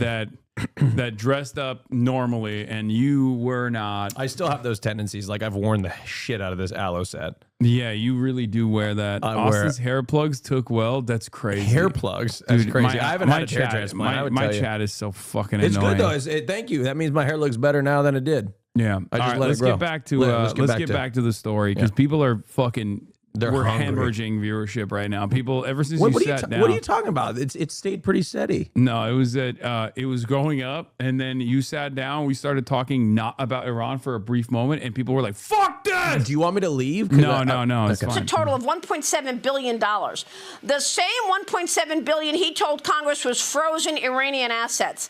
Now, there was a back channel to Tehran through Valerie Jarrett, active for 2012 to 2024. This was after he left office. So, you know, it was almost like a shadow government. He also sent pellets of cash in a plane to Iran. Now, why would you send money to Iran knowing that they are building a nuclear weapon and they are the leading sponsor of terrorism? Well, they were complying Barack with the Obama was a deal, They were, right? yes. They were complying. They were with it. You send complying them with the it's deal with part the of deal. JCPOA. Yeah. And yeah, they were unfreezing assets. Less than Trump, by the way. Much less than Trump. Yeah. Not that I have an issue with that. Like, I think it's their money. They should, like, the fact that we have Austin is a little lad in the background maxing. I don't know what that means. Christian, you knock it off before I don't know what I'm going to do to you. Whoa, chill, bro. Yeah. All right. Yeah. Anyway, it was successful until Trump ripped it apart for no fucking reason. Great statesman who left America much safer. I wouldn't put Donald Trump in the same paragraph. The reality is when President Obama left, because of the great efforts of people like Valerie Jarrett, we had 97% of the enriched uranium out. The reality is we didn't have 13 American service members dead. The reality is we never had gas go up from $2.30 to $4. The reality is we did not give China more role in the region. Let me finish, Maria. I'll let you finish. Okay, we didn't give China China more role in the region. Cook her We ass. did not give the IRGC a more hardline regime in there. You know why? Because Obama actually did his homework. He actually tried to engage in statesmanship. He got China, Russia, the entire European allies on board. It is pretty crazy. Like, look, I'm not, you know, I have a different attitude about how things should have gone regardless. But from the perspective of like pro-America,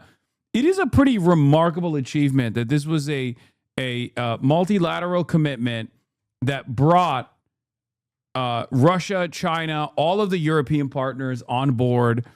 We got unprecedented access to Iranian nuclear facilities, which, by the way, Israel used to their advantage to like assassinate Iranian academics over and over again, which is fucking unbelievable. God, it's so evil. But yeah, it was proof that like the diplomatic process would clearly be the successful way to deal with Iran. And Donald Trump just came in and was like, fuck it. Israel doesn't like this. This is a piece of shit. Yeah. And many Democrats at the time did not really complain about it. Let's be real, because they were also... Question, I apologize for this distract, but why didn't, you know, there was Biden was in between, so why didn't he come in and maybe perhaps... He had 4 years of foreign policy that he perhaps could have redone that relationship. Who has the bulwark video of friend of the show Ben Rhodes talking about this exact giving an answer to this exact question? Ben Rhodes went on the bulwark recently. Friend of the show Ben Rhodes, who was a part of the JCPOA. As a national security advisor to Barack Hussein Obama. And he had an answer for that. I mean, I also interviewed. Does it have something to do with the fact that Israel didn't want that to happen? Oh, yeah. I mean, that definitely played a role. Well, I mean, I'm starting to get the sense that perhaps they have other intentions with the region that perhaps aren't to the benefit of American foreign policy. Here it is. Let's take a look at what he had to. He was not very nice about Joe Biden. Our bet was you open this up, you let Americans travel down there, you let Americans invest there. This place that's 90 miles from Florida is going to change. Wait, no, this is about Cuba, Chatter. This is not about JCPOA. This is not the one we're looking so for. Horny, they just saw him and linked the clip. They didn't read the context. Didn't he talk about JCPOA as well? This is about Cuba. He said Biden is chicken shit on Cuba, and like. Our bet was you open this up, you let Americans travel down there, you let Americans invest there. This place that's 90 miles from Florida is going to change. Cubans' lives will get better. And then ultimately, we're not going to be the ones to determine it. We're not going to be the ones to pick the next leader of Cuba, but we think that will work better than what we've been doing for 60 years. Trump came in, he, over time, with the urging of Marco Rubio in the first term, basically rolled back all of the opening in terms of like travel and, investment and things like that. They kept the embassies open, so the diplomatic relations piece remained. And then over time, they squeezed and squeezed and squeezed. Biden was a chicken shit and was afraid to go back to the Obama policy because he was afraid of Bob Menendez. So we somehow got the Trump policy through Joe Biden's administration, in the same way that Biden was afraid to come back into the JCPOA because he was afraid of Bob Menendez and FDD for criticizing him. So that's missed great. opportunity. Good thing we knew that Bob Menendez was a great moral arbiter, as we saw, and it was important to kind of let him. Literally, that's what happened. But the point is that now Cubans are suffering more than they ever have, I think, in their history. They have because basically the same energy for Cuba exists for the JCPOA. The reason why Biden didn't do shit on the JCPOA was because he was chicken shit and also was unbelievably pro-Israel. Right. Okay. And has always been unbelievably pro-Israel. And that's precisely the reason why he did not act on the previous negotiations that took place while he was the vice president of Barack Hussein Obama. And, what's the reason? Was he afraid that public sentiment was like that again, doing the liberal thing where they're afraid to stand for anything, so they capitulate to the position that Obama made a bad deal and Trump ripped it up? I mean, I don't know how much of that is like a false assessment that they're making and how much of that is because they like it. But with Joe Biden, I would say he liked it. He liked it. He is super pro-Israel. He is ideologically committed to the Zionist project. A lot more than I would say other presidents were. That's the reason why he did the bear hug policy, obviously. Like, he was totally attached to everything that Israel was doing. And of course, what did Israel do to return that favor? They called him an old fucking piece of shit who sucks dick and did everything in their power to get Trump elected. And they have never stopped saying Biden sucked for the one time where he stopped one transfer of 2,000-pound bombs to Israel. That was the biggest crime against Israel, even though he kept setting up red lines and Israel kept violating it, and he just kept rewarding Israel for violating that over and over again. With getting Iran on a path to not having a nuclear weapon. All Trump did is listen to Netanyahu. That's his entire foreign policy. And you know what? I resent the fact that Israel is going to tell the United States what to do. The American president should call the shots in this country. Well, the American president should call the shots in this country. Oh, I saw this. This is really funny. It's true. I found this in a TikTok comment section. They found Israel's strongest soldier in America. But you and your colleagues are trying to clip his wings right now with this war powers vote. I agree. The president is in charge.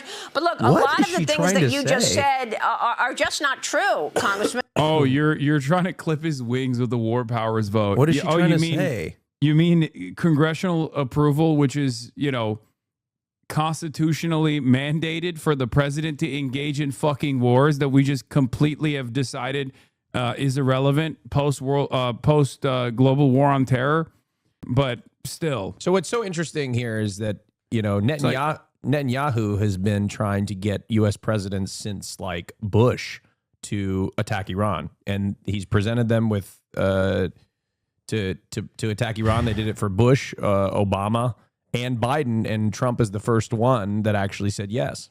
John Kerry talked about that. Yeah. No. He's been trying to get this. He's been trying to get this in motion for many, many years. What's interesting is Amos Hochstein yesterday went on the Sunday shows. Amos Hochstein is he served in the IDF and did not serve in the American military. Served in the IDF. Was one of the key architects of Biden's Middle Eastern policy alongside Brett McGurk. Both Brett McGurk and Amos Hochstein have said that they were preparing to strike Iran.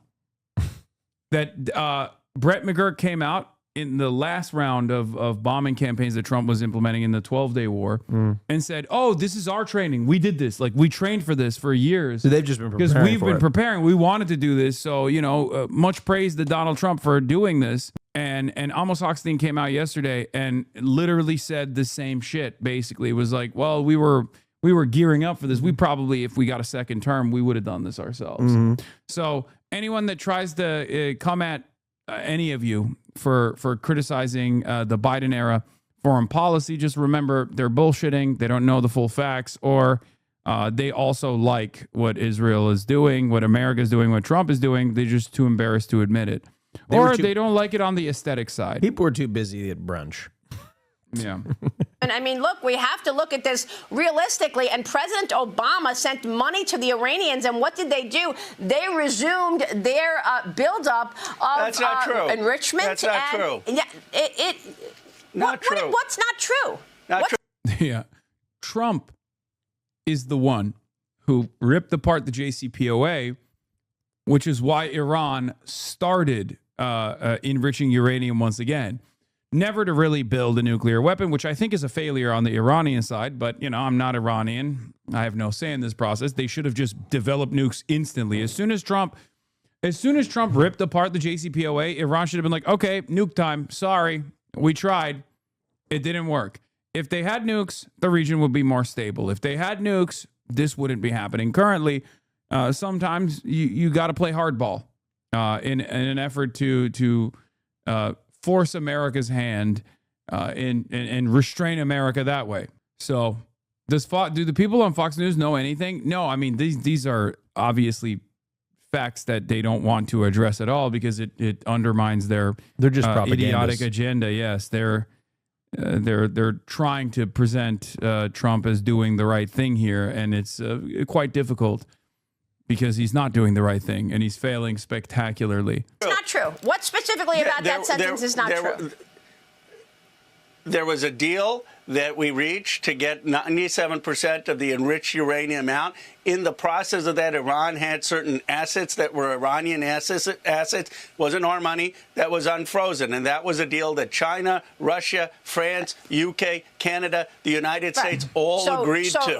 And then you had President Netanyahu Obama come in and try to torpedo it, and AIPAC tried to torpedo that deal. We were on a path to having a denuclear Iran, but what happened is it wasn't in Netanyahu's interest and AIPAC's interest, and they've dragged us into another war in the Middle East. They've hurt American people, and the American people are tired of it. They want people who are going to be Team America. They want people who are going to bring gas prices down here and care about our nation and get us out of these wars. And that's why Obama won. He was against the Iraq War. That's why he was on a path to normalization in terms of getting Iran to be denuclear, and had the whole world on our side. And who tore that up? Relax. Relax. It doesn't change the fact that 10 presidents before President Trump I'm having all trouble said the hearing same you. thing. I think there's some connection issue. Congressman. Now I can hear you. Congressman, it doesn't change the fact that 10 presidents before President Trump all said the same thing. Iran cannot have a nuclear weapon. They are the leading state sponsor of terrorism. I wonder what the common thread have a is. nuclear And weapon. one president not delivered, one of them, and that was Barack Obama. No, that's not true. Not one Barack of them did Obama is anything the only about one who it. delivered. Congressman, you're talking fantasy. 97% Obama did out. nothing. You're talking fantasy. What do you mean? It's just the truth, man. It's just what happened. These people are insane. Like, they get so mad when you just say the truth. It's unbelievable. Does she actually? That's just what fucking happened, Does Maria. she actually believe that this didn't happen, or it's not the truth? Like, I'm convinced. Is she just a propagandist? The Republican argument has always been, oh, they lied. Okay, the Oh. Republican argument leans into inventing an alternative reality, one that does not exist. Yeah. They'll say, oh, well, you don't have any assurances. You don't have any guarantees. It's like, no, you're wrong, actually. They did, because Iran allowed literal fucking CCTV footage 24/7 to be transmitted to the International Atomic Energy Agency that was almost single-handedly designed to monitor Iranian nuclear facilities. Not only did they allow that level of access, unprecedented level of access, they also would allow investigators from this International Energy Agency, Atomic Energy Agency, to go into these Iranian facilities and check personally. Okay? So it is ridiculous to say that Iran was like secretly still developing nuclear arms. They weren't. And the only reason why they went back to enriching uranium beyond the civilian levels was so that they can get America back to the negotiations table to engage in sanctions relief once again, because Donald Trump didn't just rip apart the JCPOA and said it no longer works. He also added secondary sanctions to the state of Iran once again. So what is Iran supposed to do? Of course, they're going to fucking enrich uranium again because they have to bring America back to the negotiations process. It's just stupid. Yeah. Also, here's the other proof that Iran never developed nukes. America's bombing Iran right now because guess what? If Iran had nukes, America would not be fucking bombing a nuclear armed nation. Here's evidence. Here's further evidence of that reality. Is America bombing North Korea? No, I was just gonna bring that up. They're not. So obviously, when you have fucking nukes, America doesn't bomb you because all of a sudden you are a part of the MAD policy, okay? Mutual assured destruction policy. So clearly, Iran doesn't have fucking nukes. About it. You're talking fantasy. Obama did nothing about it. Fantasy. Other than send money to the Obama Iranians. got the whole world. He didn't send money to them. That's just factually false. He unfroze Iranian assets, but he had the whole world behind us. How many countries do we have behind us now? Obama had Russia, China, Canada, UK, France on board, and they lost 97%. Now, Congressman, now you lost me. Saying Obama had Russia and China in their corner. See? I think you know better than most that Russia and China are not in our corner. Congressman, we will continue this discussion, and we appreciate you. Thank you so much, Ro Khanna. Low-hanging fruit. Thank you, Maria.